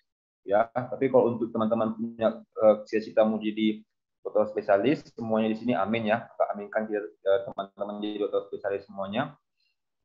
Boleh harus didalami ini boleh. Oke, kita lanjut ya. Nah, ini dia endokardium, miokardium, epikardium ya. Endokardium itu dia itu punya dia gini-gini. Jadi kalau kita di masa jadi kalau teman-teman genesis ya. Nanti kakak takut terlalu dalam. Organogenesis ya. Jadi organogenesis itu dia dibagi tiga ya, organogenesis. Organogenesis ya. Itu adalah ilmu yang mempelajari tentang pertumbuhan di janinnya. Jadi ada namanya heat gut ya, heat gut ya, heat gut, mid gut ya, mid gut. Sama satu lagi, kakak lupa pula mid gut. Nah, untung yang mid gut ini di bagian jantung ya. Jadi kalau pembuluh darah ya sama jantung itu dia berasal dari apa? Mesodem. Karena ada ektodem, mesodem sama endodem kan, ya kan? Pernah dengar kan? Nah, jantung pembuluh darah itu dari lapisan mesodem. Ya. Makanya endokardium itu homolog dengan tunica intima katanya. Tunica intima ini lapisan pembuluh darah. Pembuluh darah itu ada 3 lapis. Nah, jadi lebih dalam ya kan, nggak apa-apa lah ya. Biar agak pusing ya. Jadi ada namanya tunica adventitia di sini. Ini adventitia ya, paling luar ya, paling kuat dia. Adventitia. Yang ini lapisan kedua tunica media ya, media ya. Yang paling dalam itu si intima ini. Nah, jadi dia homolog. Homolognya itu apa? Dia sama lapisannya itu selapis sel endotel. Nah, itu masuknya ya, nangkap ya. Dia selapis sel endotel. Oke. Endotel ini ada lagi fungsinya Kak? Ada. Kalau teman-teman pusing udah, harus kita bahas ya. Endotel itu banyak fungsinya ya. Fungsinya penghasil nitrit oxide, pengatur dari sistem inflamasi, trombosis, trombolisis, banyak lagi ya. Nggak usah kita bahas ya. Nanti pusing ya. Miokardium. Miokardium itu otot, miosit. Ini aja miosit. Ya, miosit. Ya. Jadi dia bukan selapis sel ini enggak, dia miosit, otot. Ya, dia terdiri dari sel otot. Udah itu aja. Nggak yang nggak tahu ini. Kalau satu teman-teman, oh dia di ini nggak perlu. Pokoknya miokardium itu dia sel otot. Mengandung apa? Miosit. Udah itu aja. Epikardium. Nah, epikardium itu yang tadi kita bahas lah. Ya, yang tadi kita bahas yang dalam tadi. Dia ada dua, serosa sama fibrosa. Udah, itu aja. Nggak mau teman-teman hafal sampai yang ini parietal sama visceralnya juga nggak apa-apa. Kakak juga nggak marah kok. Ya. Yang penting serosa sama fibrosa aja. Udah Udah cukup itu aja. Dia merupakan jaringan ikat longgar. Iyalah, ikat longgar kan. Fibrosa itu kan jaringan ikat longgar. Nangkap ya. Nah, jadi serosa fibrosa. Udah itu aja. Histologi udah Kak, itu aja. Udah itu aja, nggak perlu dalam-dalam kali. Ya, itu aja teman-teman ingat. Endokardium, dia selapis sel endotel. Miokardium, dia sel miosit. Epikardium, yaitu bagian fibrosa sama serosa. Fibrosa dibagi dua, parietal sama visceral. Udah cukup enough. Ya, itu teman-teman harus ingat ya. Tapi walaupun dikit, ingat sampai kapanpun. Ya, sampai kapanpun ingat. Oke. Nah, ini jadi dia lapisannya pembuluh darah ya. Kita sedikit ya belajar pembuluh darah ya, nggak apa-apa ya teman-teman ya. Ini walaupun di luar dari jantung ya, nggak apa-apa ya. Jadi pembuluh darah itu jadi nih pembuluh darah itu dia fungsinya itu sebagai terowongan ya, terowongan untuk aliran darah ya, aliran darah jatuh mudahnya apa namanya ya. Nah, dia punya lapisan ya, paling luar itu adventitia ya. Paling tengah itu si media, yang paling tebal juga ya. Kemudian paling dalam itu intima. Intima itu punya satu sel namanya sel endotel. Ingat itu ya, endotel itu fungsinya tadi itu, fungsinya untuk nitrit oxide, penghasil nitrit oxide. Nitrit oxide itu apa Kak fungsinya? Nitrit oxide itu untuk vasodilator ya, vasodilator ya. Pembuluh darah kita itu dia diatur oleh saraf simpatis dan parasimpatis ya. Jadi selain dia diatur vasodilatasinya oleh si saraf, dia juga diatur oleh si nitrit oxide namanya ya. Kemudian fungsi inflamasi itu si endotel semuanya yang ngatur ya, endotel. Oke. Nah, ya, jadi teman-teman pasti kok bisa, pasti bisa. Nanti kan teman-teman karena masih baru pertama dengar mungkin ya, pusing kan kepala kan. Enggak, nanti teman-teman makin jalannya makin tinggi makin ingat kok, ya makin ingat. Oke. Kakak pun dulu, aduh kakak paling di kampus itu paling sering cabut. Tapi ngerti juga kok, cabut dua sebuah. Karena paling dulu paling belakang ya kan, nggak ngerti kan. Tapi makin ngerti kok nanti ya. Intinya harus tetap semangat ya. Dokter itu nggak penting pintar, yang penting mau belajar ya, mau untuk mengulang-ulang. Oke, kita lanjut ya. Singkat aja kok ini. Intima, media, adventitia. Udah, intima, media, adventitia. Udah itu aja. Oke. Nah, ini tadi dia ya lapisannya. Oke, lapisannya itu ada tunika media ini paling tebal ya. Tapi bukan yang paling kuat ya. Ya, jadi yang paling strongest itu dia si tunika adventitia ya. Tunika adventitia yang paling strongest ya. Tapi kalau yang paling tebal si tunika media. Sedangkan ini sudah lapisan si intima, udah itu aja. Kalau lebih mikroskopiknya lagi, pembesaran sekitar apa ya, 2 pembesaran. Nah, ini paling besar ya. Ini yang adventis, ini yang media ya. Mohon maaf, ini yang intima ya, atau si endotel. Ini si media ya. Ini khasnya dia. Dia kalau dikasih zat ini, aduh, lupa nama zatnya untuk warna itu. Dia akan lebih menangkap ini loh, lebih menangkap apa namanya, lebih menangkap zat warna. Itu si otot khasnya ya. Kemudian ini si adventitia ya, adventitia. Udah itu aja ya, itu aja ingatnya. Oke Kak, tapi pembuluh darah dikasih makan nggak Kak? Iya, ada nama pembuluh darah lagi. Pembuluh darah ada namanya vasa vasorum ya. Jadi pembuluh darah itu dapat makan, dan jadi dari namanya itu vasa vasorum namanya ya. Itu nama pembuluh darah yang memperdarai si pembuluh darah itu, vasa vasorum. Nah ya. Oke. Nah, ini untuk si Purkinje ya, ini Purkinje. Jadi seperti ini samanya apa ya, zat intinya ya, zat intinya ini sabut otot juga. Jadi Purkinje itu pun ada sabut ototnya ya. Kenapa Kak kita bilang ada sabut ototnya Kak? Ingat aja, ada sebenarnya cara mudah kita kalau histologi itu ya. Kalau dia lebih terang dia biasanya, lebih nampak lebih tebal, itu pasti lapisan otot. Itu pasti lapisan otot ya. Tapi kalau agak tipis, itu kok nggak adventitia, kemudian jaringan ikat longgar biasanya. Kenapa? Karena mereka nggak mudah menangkap zat warna. Nangkap ya, kalau dia yang cepat menyerap itu si otot biasanya. Kenapa? Dia mengandung miosit, kemudian dia mengandung potasium, dia mengandung kreatinin. Ya, jadi otot itu ada 3 komponennya. Miosit atau mioglobulin, kemudian potasium sama kreatinin. Nah, ini semua menangkap cahaya. Ya, lebih dalam lagi kan. Jadi semua menangkap cahaya. Nah, tapi kalau si adventisia dia nggak punya, makanya susah. Nah, ya. Oke. Oke, sudah selesai. Ini kayak mana, Kak? Langsung masuk ke ininya atau gimana ya?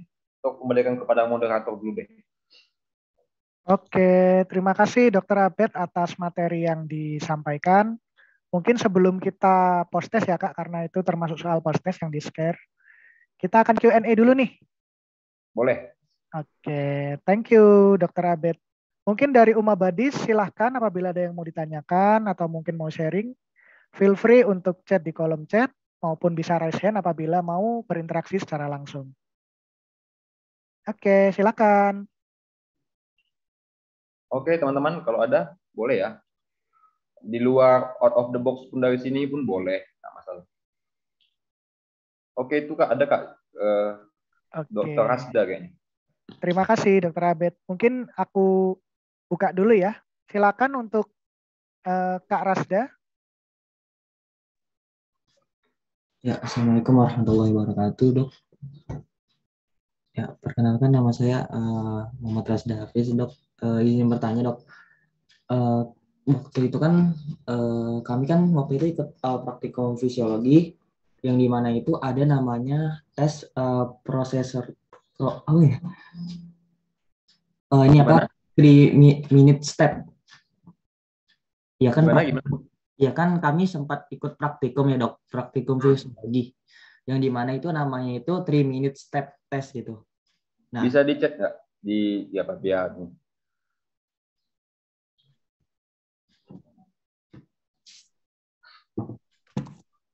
nama tesnya coba dicek dia jika putus-putus.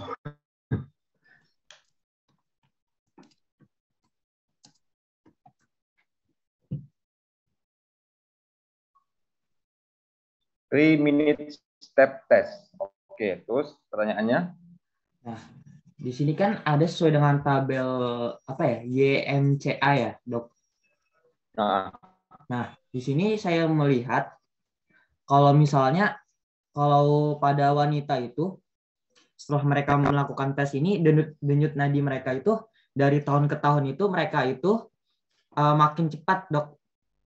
Ya, makin cepat. Sedangkan kalau untuk laki-laki dia itu di umur ya dia di umur lebih di umur 30 ke 40 biasanya. Ya. Akan semakin menurun kan? Ya, semakin turun gitu, Dok. Apa yang menyebabkan perbedaan antara laki-laki sama perempuan, Dok? Itu kenapa denyut nadi perempuan itu lebih cepat gitu, Dok? Iya sih, terima kasih, Dok. Oke ya, terima kasih ya pertanyaannya ya buat teman-teman. 3 minute steps itu biasanya kalau kita ya kalau akan lu disuruh naik turun tangga ya, kalau apa ya, atau enggak ada balok, jadi kita lompat ya, itulah ya kan, 3 minute steps kan. Nah, jadi kenapa pada perempuan itu lebih lama dia? Jadi gini, pembuluh darah kita itu semakin tua kita, elastisitasnya semakin menurun. Itu inti yang pertama. Tapi pada perempuan itu dia punya suatu pernah nggak hormon estrogen? Pernah nggak hormon estrogen? Nah, hormon estrogen itu dia akan melindungi si pembuluh darah dari penuaan. Biasanya seperti itu. Makanya dia akan tetap bertahan dengan dengan kecepatan yang sama dengan usia muda. Nangkap ya maksudnya. Tapi kalau pada laki-laki nggak ada, sehingga dia akan lebih menurun biasanya. Jadi ada namanya hormon estrogen. Nah, jadi hormon estrogen ini adalah buah si malakama sebenarnya si perempuan. Kalau dia baik, dia bisa melindungi semua tubuh, tapi kalau dia jahat bisa jadi kanker. Contohnya apa? Kanker ovarium, kanker apa lagi ya? Pokoknya berhubungan dengan kewanitaan lah. Jadi dia ada buah si malakama. Makanya kalau pada pasien kanker mamae itu nggak boleh makan tempe kan banyak-banyak. Kenapa? Karena banyak mengandung estrogen. Nah, gitu dia. Jadi di situ dia bermainnya. Karena faktor itu. Nangkap ya, Dokter Rasda? Izin, Dok. Ya, Dok. Gimana? Izin menjawab dok. Ya, sudah mengerti dok. Oke, jadi itu ingat ya. Jadi ada hormonnya. Oke, 3 minute step test ya. Terima kasih banyak Oke, dok. ada lagi?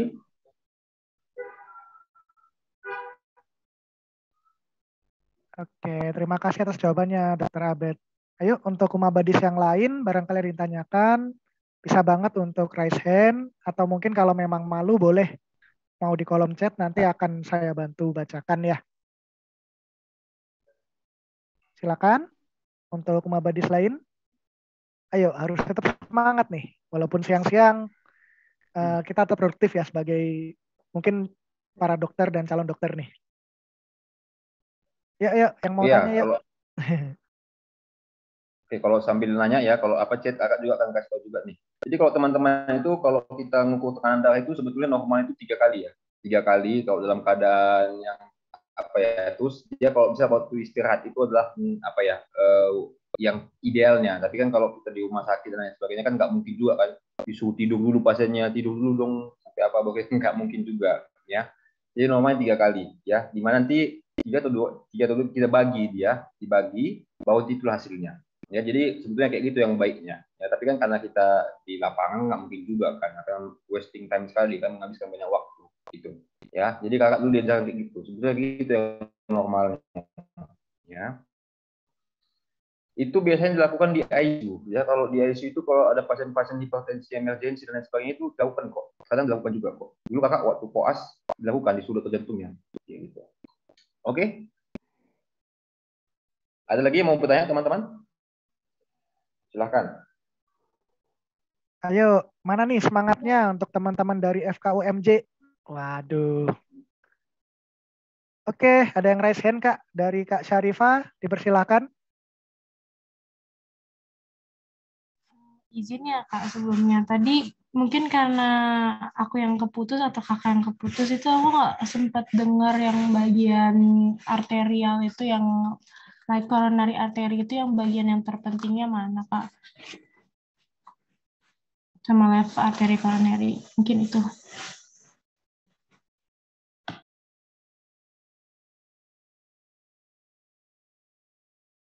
Oke, terima kasih Kak Syarifah. Halo, Dokter Abed, apakah masih berada di sini? Oke, sebentar ya, sambil ditunggu mungkin Dokter Abednya berhalangan lagi dengan sinyal. Silakan teman-teman yang lain kalau ada yang mau ditanyakan bisa raise hand atau bisa feel free banget untuk chat di kolom chat. Ayo semangat yuk untuk para calon-calon dokter. Saya tahu di sini pada keren-keren semua nih dari FK UMJ Jakarta.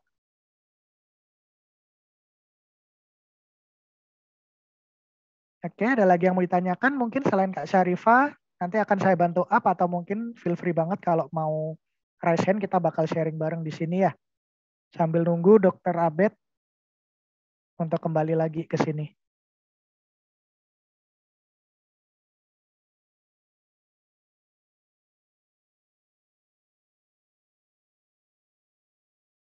Mungkin izin dok, kakak. Iya, silakan, silakan. Mungkin bantu jawab Syarifah biar kayak lebih mudahnya itu kan. Tadi nanyain right coronary artery itu untuk di mana ya kak? Ya, ya. Jadi untuk RCA itu dia itu ada di untuk di inferior jantung. Jadi kan coronary itu dibagi dua, right sama left. Kalau right itu udah RCA aja, terus kalau left itu ada dua dia. Yang pertama circumflexa, di mana circumflexa itu dia muter penjalanannya sehingga dia itu tempatnya ada di posterior. Terus kalau satu lagi LAD, dia kan left anterior, jadi dia di anterior. Jadi kalau untuk kiri itu ada dua, LAD yang di anterior, terus circumflexa di posterior. Kalau di kanan itu satu, RCA yaitu di inferior. Terima kasih. Oke, keren ya. Udah dibantu juga jawab dari temennya. Mungkin ini sudah terkoneksi lagi dengan Dokter Abed. Materinya kan? Jadi dari apa aja nih? Ya, halo dokter. Sudah terhubung kembali? Ya. Halo. Oke. Saya dari HP. Lihat kali itu dari HP nih. Oke kak, pertanyaan yang berikutnya. Oke, mungkin aku bacakan ya dok untuk pertanyaan selanjutnya dari Kak Syarifah. Apa tadi kak? Ya. Oke kak, siap. Ya, baik. Pertanyaannya adalah, tadi sempat didiskusikan juga, yaitu coronary artery itu bagian mana sih dok yang terpenting? Mungkin seperti itu ya Kak ya. Atau mungkin Kak Syarifah punya pertanyaan yang lain? Oh, oke. Oke, oke, oke. Itu aja ya kayaknya.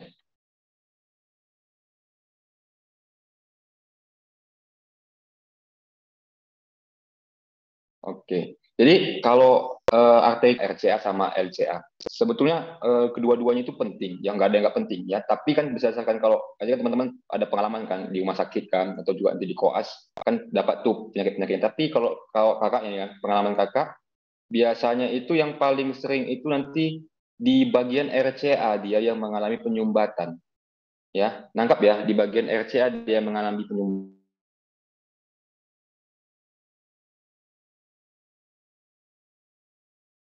Itu itu kenapa Kak? Kenapa? Karena itu yang paling sering kakak temukan dari pengalaman kakak, ya. Itu makanya kakak sharing ke teman-teman, ya. Tapi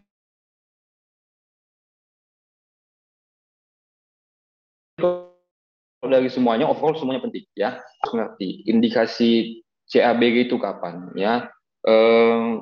RCA dan LCA itu sama-sama penting, oke? Nggak ada yang nggak penting, ya. Tapi yang teman-teman harus tahu kapan Kak apanya? Kapan kita harus nanti rujuk ke ini itu yang harus ngerti nanti. Ya, kalau anti penyumbatannya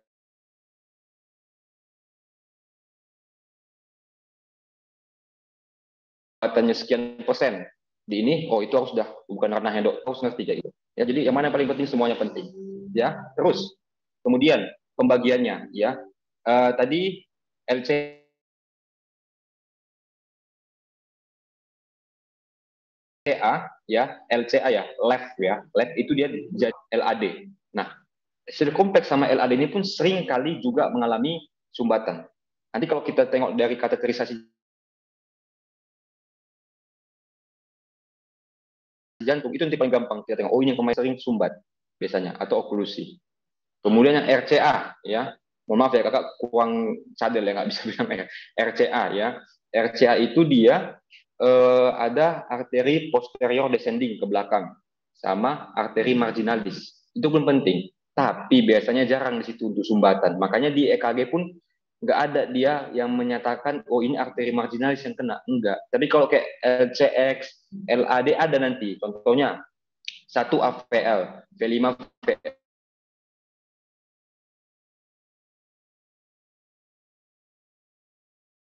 V6. Nah itu LCX biasanya. Tapi untuk EKG-nya mungkin nggak bisa dilihat, tapi kalau mesti dari kateterisasi kayak gitu. Jadi semua penting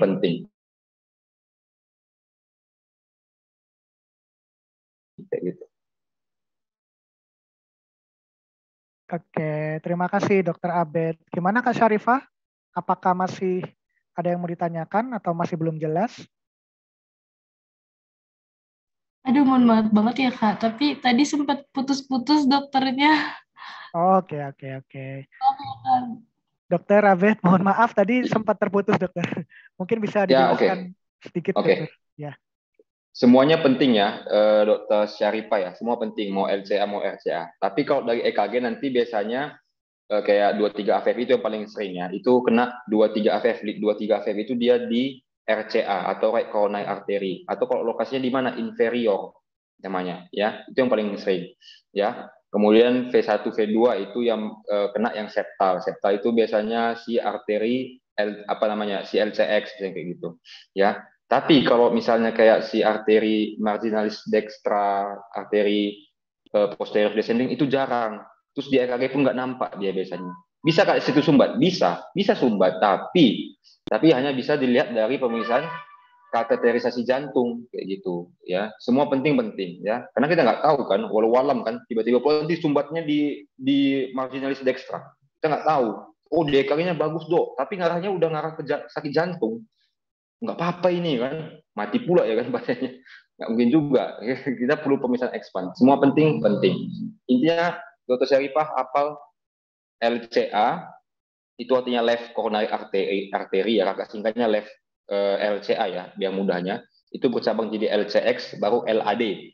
LAD itu nama lainnya atrial intraventricularis anterior, itu nama lainnya.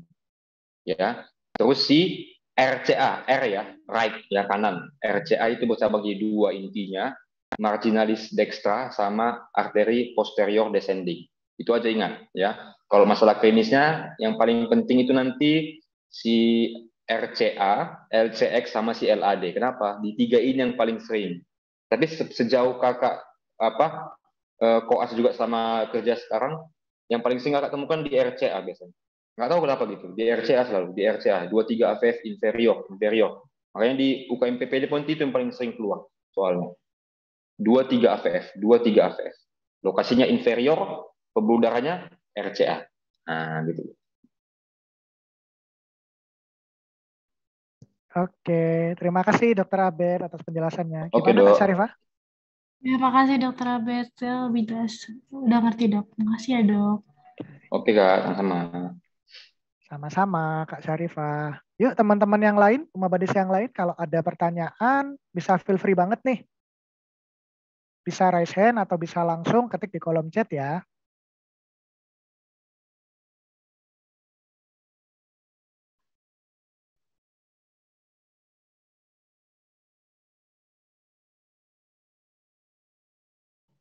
Oke, gimana teman-teman dari FKUMJ? Sudah mengerti, teman-teman? Ya mungkin ya dok ya. Teman-teman mungkin masih ada Ya, terkendala nggak apa-apa sinyal sih. atau gimana, nggak apa-apa dok. Oh. Mungkin sambil kita tunggu nih.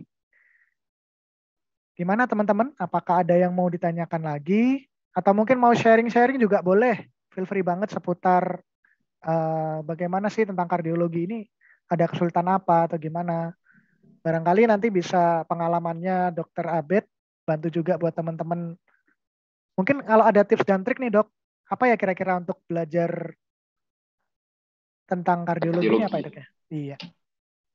Kalau belajar kardiologi sebenarnya yang pertama jangan ditakuti dulu ya, karena memang salah satu yang berat ya, dimanapun kakak pun merasakan memang berat sih kardiologi, karena kita main logika, terus juga main kecepatan juga, karena bermain dengan waktu kan. Salah satu silent killer itu ya di kardiologi ya, banyak mati tiba-tiba kan kita nggak tahu. Penyakit-penyakitnya juga banyak, ada nanti kardiomiopati dilatasi dan sebagainya, kardiomiopati peripartum ya, itu banyak semua penyakitnya. Itu satu, jangan ditakuti. Kemudian yang kedua, sering-sering aja dibaca. EKG itu yang utama. EKG itu ala bisa karena biasa. Teman-teman harus hafal yang tadi kakak bilang itu. Itu basicnya dulu, ya basicnya. Mungkin teman-teman nanti di kuliah agak sulit. Kenapa?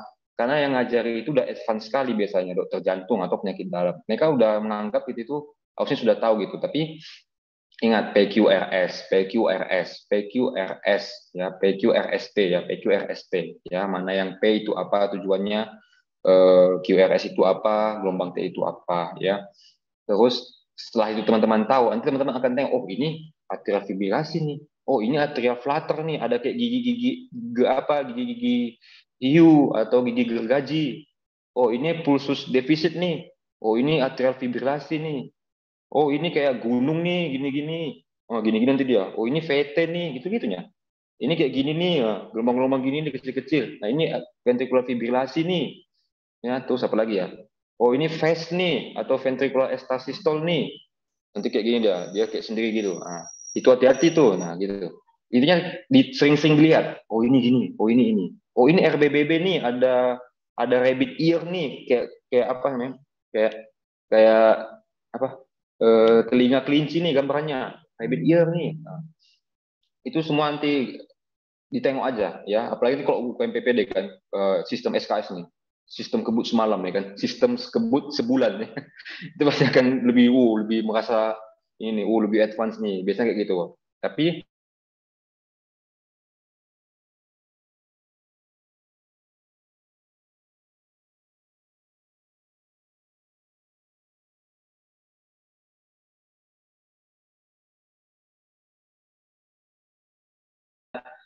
jangan takut gagal, itu aja ya. Kita kan kamu kuliah ke dokter kan mau jadi dokter kan harus belajar kan ya. Kalau udah tahu semua ya nggak usah kuliah lagi gitu. Kita kan karena kita nggak tahu makanya kita kuliah kan, itu kan tujuannya. Nah itu, jadi jangan takut ya, jangan takut juga teman-teman udah tinggi nilainya semua, aku kayak mana ini? Nggak apa-apa. Yang penting kamu belajar. Kamu jangan ada yang ketinggalan gerbong ya. 5,5 tahun harus tamat. Nah, itu. Nggak penting mau pintar. Kamu kan nggak ditanya nanti kan jadi dokter. Kamu lulusan dari mana? Ya, enggak. Yang penting oh dokter itu ramah, baik, ini pintar lagi ya. Pintar itu bonus lah ya. Yang penting kamu ramah, kamu udah oke kasusnya. Oke, terima kasih Dokter Abed atas tips dan triknya ya. Mungkin bagi Uma Badis, terutama yang dari FKUMJ ini, kita doakan dan kita berdoa bersama-sama supaya nantinya kita akan jadi dokter yang sukses kayak Kak Abed nih. Belum sukses kok. Masih meniti karir. Nah, nggak apa-apa dok, ini kan berdoa yang baik karena semuanya nanti pasti akan Amin. sukses. Semua sukses. Mungkin nanti kita kayaknya kalau mereka berminat dok, kita buat sesi EKG kayaknya dok, karena itu pasti suatu momok sih EKG itu. Kayak mana kita tips and triknya untuk EKG. Kalau teman-teman berminat bisa dihubungi nanti kakak di Uma Akademinya. Kalau kita berminat, kakak bisa buatin slide-nya kayak mana caranya supaya cepat baca EKG. Bukan cepat sih, lebih mudah ya, karena nggak ada dalam pintas baca EKG lah. Sering bisa lihat lah. Jadi jangan ini.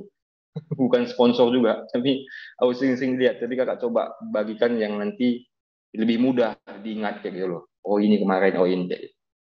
Ada jembatan keledainya. Oke. Baik, terima kasih Kak Abed atas tips dan trik dan sharing-sharingnya. Mungkin setelah ini kita akan ada sesi foto bareng ya. Untuk Uma Badis. Oh iya ya, sampai lupa. Iya, mungkin kita post-test dulu ya. Iya dok, izin bantu ya dok di slide dok. Oke, saya yang share screen saja ya, Dokter Abed, biar izin, dok. lebih enak. Oke, terima kasih. Mungkin setelah ini Uma Badis kita akan post-test dulu ya. Ada kurang lebih 10 soal. Nanti bisa dipandu oleh Dokter Abed selaku tutor juga, oke?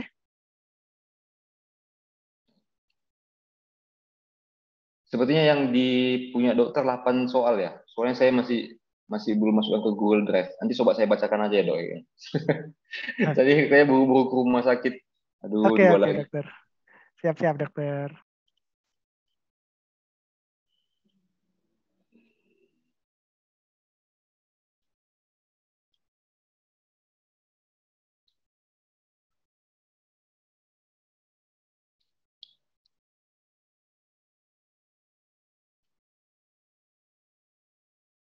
Ini langsung ya dok, saya bacakan atau mereka jawab atau gimana ya?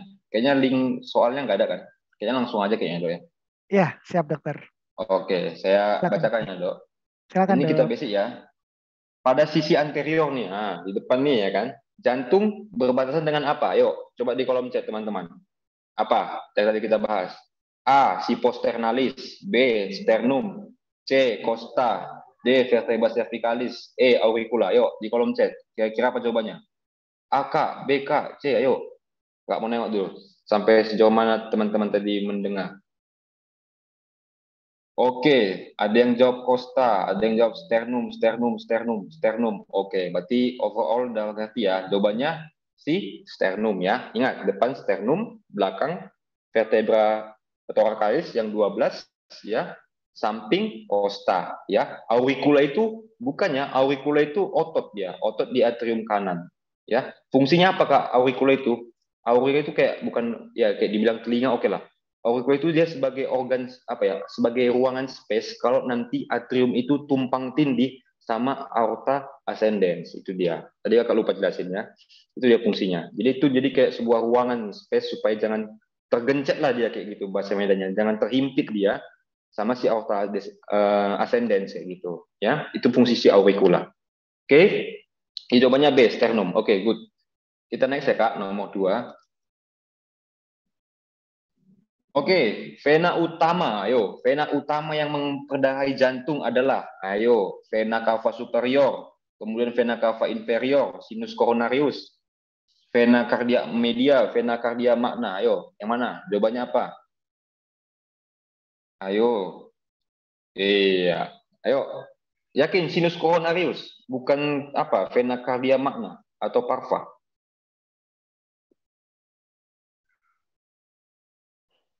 Ya, jawabannya C ya. Oke, sinus coronarius. Ingat, sinus coronarius itu dia berjalan di sulcus coronarius, di posterior. Dia muaranya kemana? Muaranya itu ke si atrium kanan. Oke, good. Kita lanjut, Kak.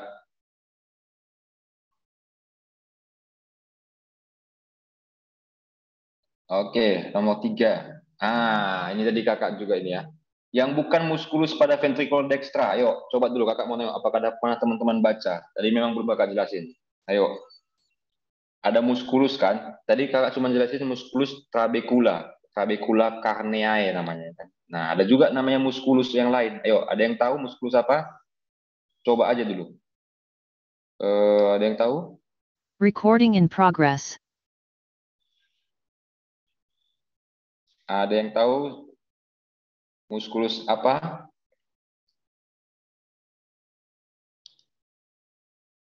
Oke, kakak coba ini ya, kakak coba jelasin ya. Oke. Nah, jadi di ventricle bisa dicoret nggak ini? Kayaknya bisa ya. Jadi di ventricle kiri itu dia punya 3 muskulus ya. 3, nampak ya? Nampak coretan kakak kan? 3 muskulus nih. Ya, 3 muskulus ya. Satu itu si musculus papillaris posterior ya, posterior ini ya. Terus musculus papillaris anterior sama musculus papillaris septal. Ya, ventricle dexter dan ventricle kiri punya. Intinya yang membedakan apa, Kak? Ketebalannya. Yang paling tebal itu si punya sinistra karena dia sebagai pumping. Dia kan yang menyebarkan ke tubuh. Tubuh ini kan gede, ingat aja. Tubuh ini gede. Oh, berarti dia punya pompa yang lebih gede dong. Ya, pompa yang lebih gede. Ya. Terus satu lagi yang tadi, ya. Namanya musculus trabecula septomarginalis. Ya. Jadi ini juga khusus ya. Teman-teman nggak mau diingat pun nggak apa-apa. Trabecula septomarginalis ini otot di belakang ventricle. Jadi ventricle yang lapisan belakangnya itu, yang belakangnya ini, itu namanya trabecula marginalis namanya. Septomarginalis. Memang jarang kita dengar. Ya nggak apa-apa kok nggak teringat. Tapi kalau yang trabecula carneae, terus musculus papillaris anterior, posterior, septal itu harus diingat. Oke, berarti yang bukan itu jawabannya si E. Ya. Musculus papillaris inferior. Ya, musculus papillaris inferior. Oke, ya itu dia tadi. Jadi jawabannya E ya, nggak apa-apa. Jadi kakak lupa juga sih jelasinnya. Oke kak, kita lanjut ya. Oke, yang bukan lapisan histologi jantung adalah, ayo, yang bukan lapisan. Iya, ya. Iya, jawabannya endotel ya, betul. Endotel ya. Jadi endotel itu dia tadi homolog sama si apa tadi namanya? Sama si endokardium ya. Endokardium dia homolog ya. Terus juga endotel itu fungsinya itu tadi inflamasi, nitrit oxide ya. Pokoknya dia mengatur kehidupan dari si pembuluh darah tadi ya. Oke, next Kak. Gelombang P pada gambar EKG menggambarkan ayo apa tadi? Ada yang tahu? Iya, jawabannya depolarisasi atrial ya. Kalau dia depolarisasi ventricle tadi apa? Gelombang apa? Ada yang tahu? Gelombang apa? Depolarisasi. Iya, VRS ya. Oke, berarti udah ngerti. Ya, oke, VRS. Good. Mantap. Kita lanjut ya, Kak. Soal ke-6.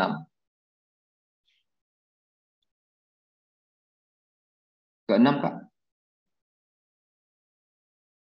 6 atau 7 ya? Ya, Sama kayak soalnya. sama tuh. Soalnya. Iya. Oh, sama ya. Di next Oke, aja, Dok. next aja kayaknya next. Baik, Dok. Ayo, ini yang bukan termasuk 5 fase siklus jantung adalah, ayo, apa tadi? Ada yang ventricular filling tadi pasti ya kan? Ada yang tadi kontraksi relaksasi, ayo. Ayo, yang mana jawabannya? Iya, iya, fase rapid diastole. Oke, nice. Mantap.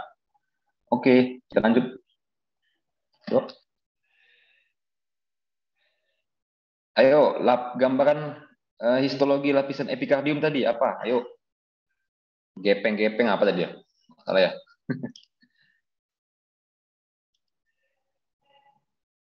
Iya, endotel gepeng ya. Itu sampai sekarang pun kakak masih ingat. Itu berarti teman-teman harus ingat. Ya, karena itu penting. Oke? Ya, endotel lapis gepeng. Good. Oke. Ini pertanyaan dari kakak ya. Nomor selanjutnya. Oke. Gepeng ya. Jadi nomor selanjutnya itu yang pertama. Kalau ada iskemik, perhatikan ya, iskemik di lead 23 AVF. Itu permasalahannya di mana? A. Right coronary artery. B. Left coronary artery. C. Left circumflex artery. D. Left ascending left artery descending. E. Right posterior descending artery. Ayo, apa jawabannya? Kalau dia lead 23 AVF nih. Iya, oke, good. Oke. Last, tetap soal yang sama. Di bagian mana dia? A. Superior. B. Inferior. C. Di posterior. Ya. D. Di septum. Ayo, yang mana? Iya, inferior. Good. 23 AVF ya. Oke, good. Kayaknya itu aja sih, Kak. Oke, kayaknya udah ngerti ya teman-temannya. Didalami lagi ya. Mungkin, abis ini udah jago-jago. Enggak juga. Jadi harus didalami lagi ya. Karena ala bisa karena biasa ya. Oke, terima kasih Kak. Saya sampaikan lagi ke Dokter Handi. Silakan Dok. Ya, terima kasih Dokter Abed. Wah, mantap sekali ya. Ternyata sudah banyak yang paham juga dari isi materi yang disampaikan oleh Dokter Abed. Mungkin setelah ini izin share screen ya Dok, karena kita akan memberikan untuk tutor rating seperti biasa Dok. Oke, caranya gimana? Nanti teman-teman bisa login ke www.menti.com dengan kode 524-30140 atau nanti akan saya bantu untuk klik di kolom komentar. Oke, sudah terlihat ya di kolom komentarnya, di kolom chatnya. Mungkin bisa diklik langsung dan masukkan kodenya. Nanti akan kita lihat bareng-bareng.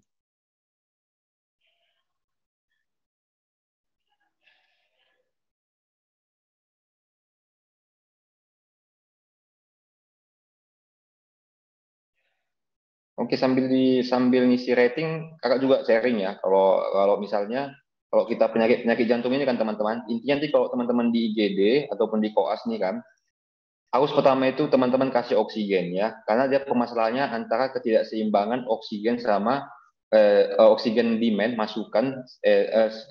supply oksigen sama demand ya. Jadi harus oksigen dulu dikasih ya.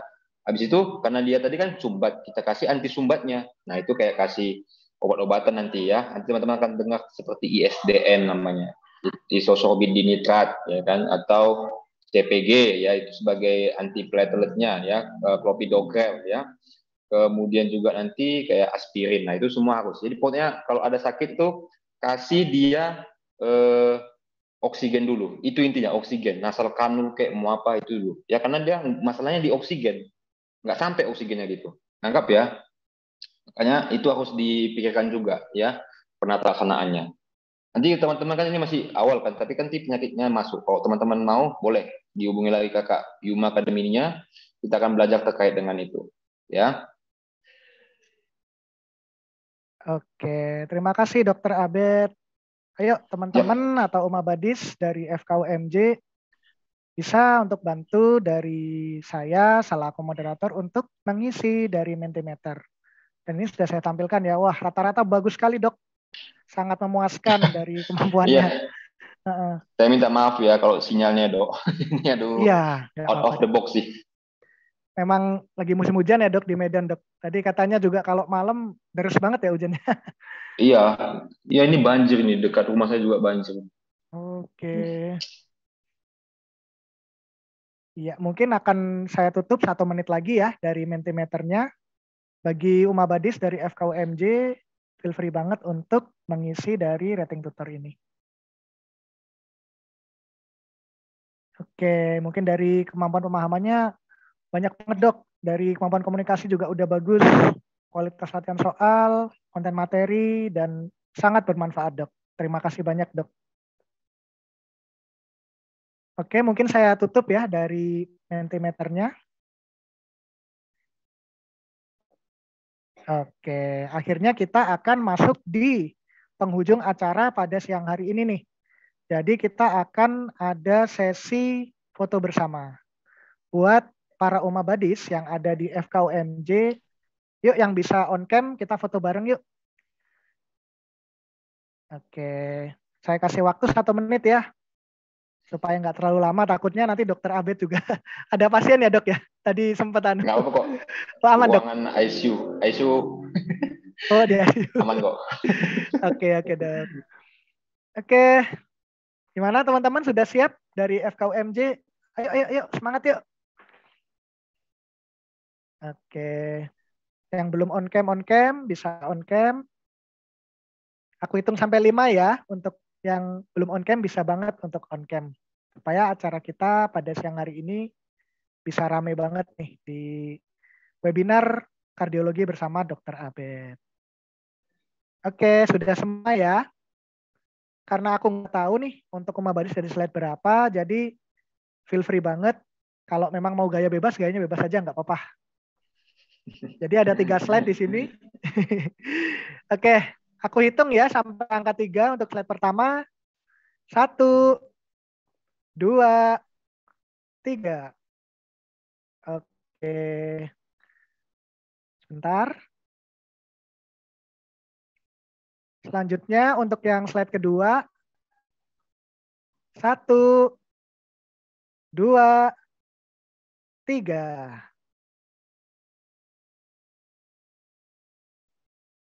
Oke, mungkin untuk yang slide terakhir, slide ketiga. 1, 2, 3.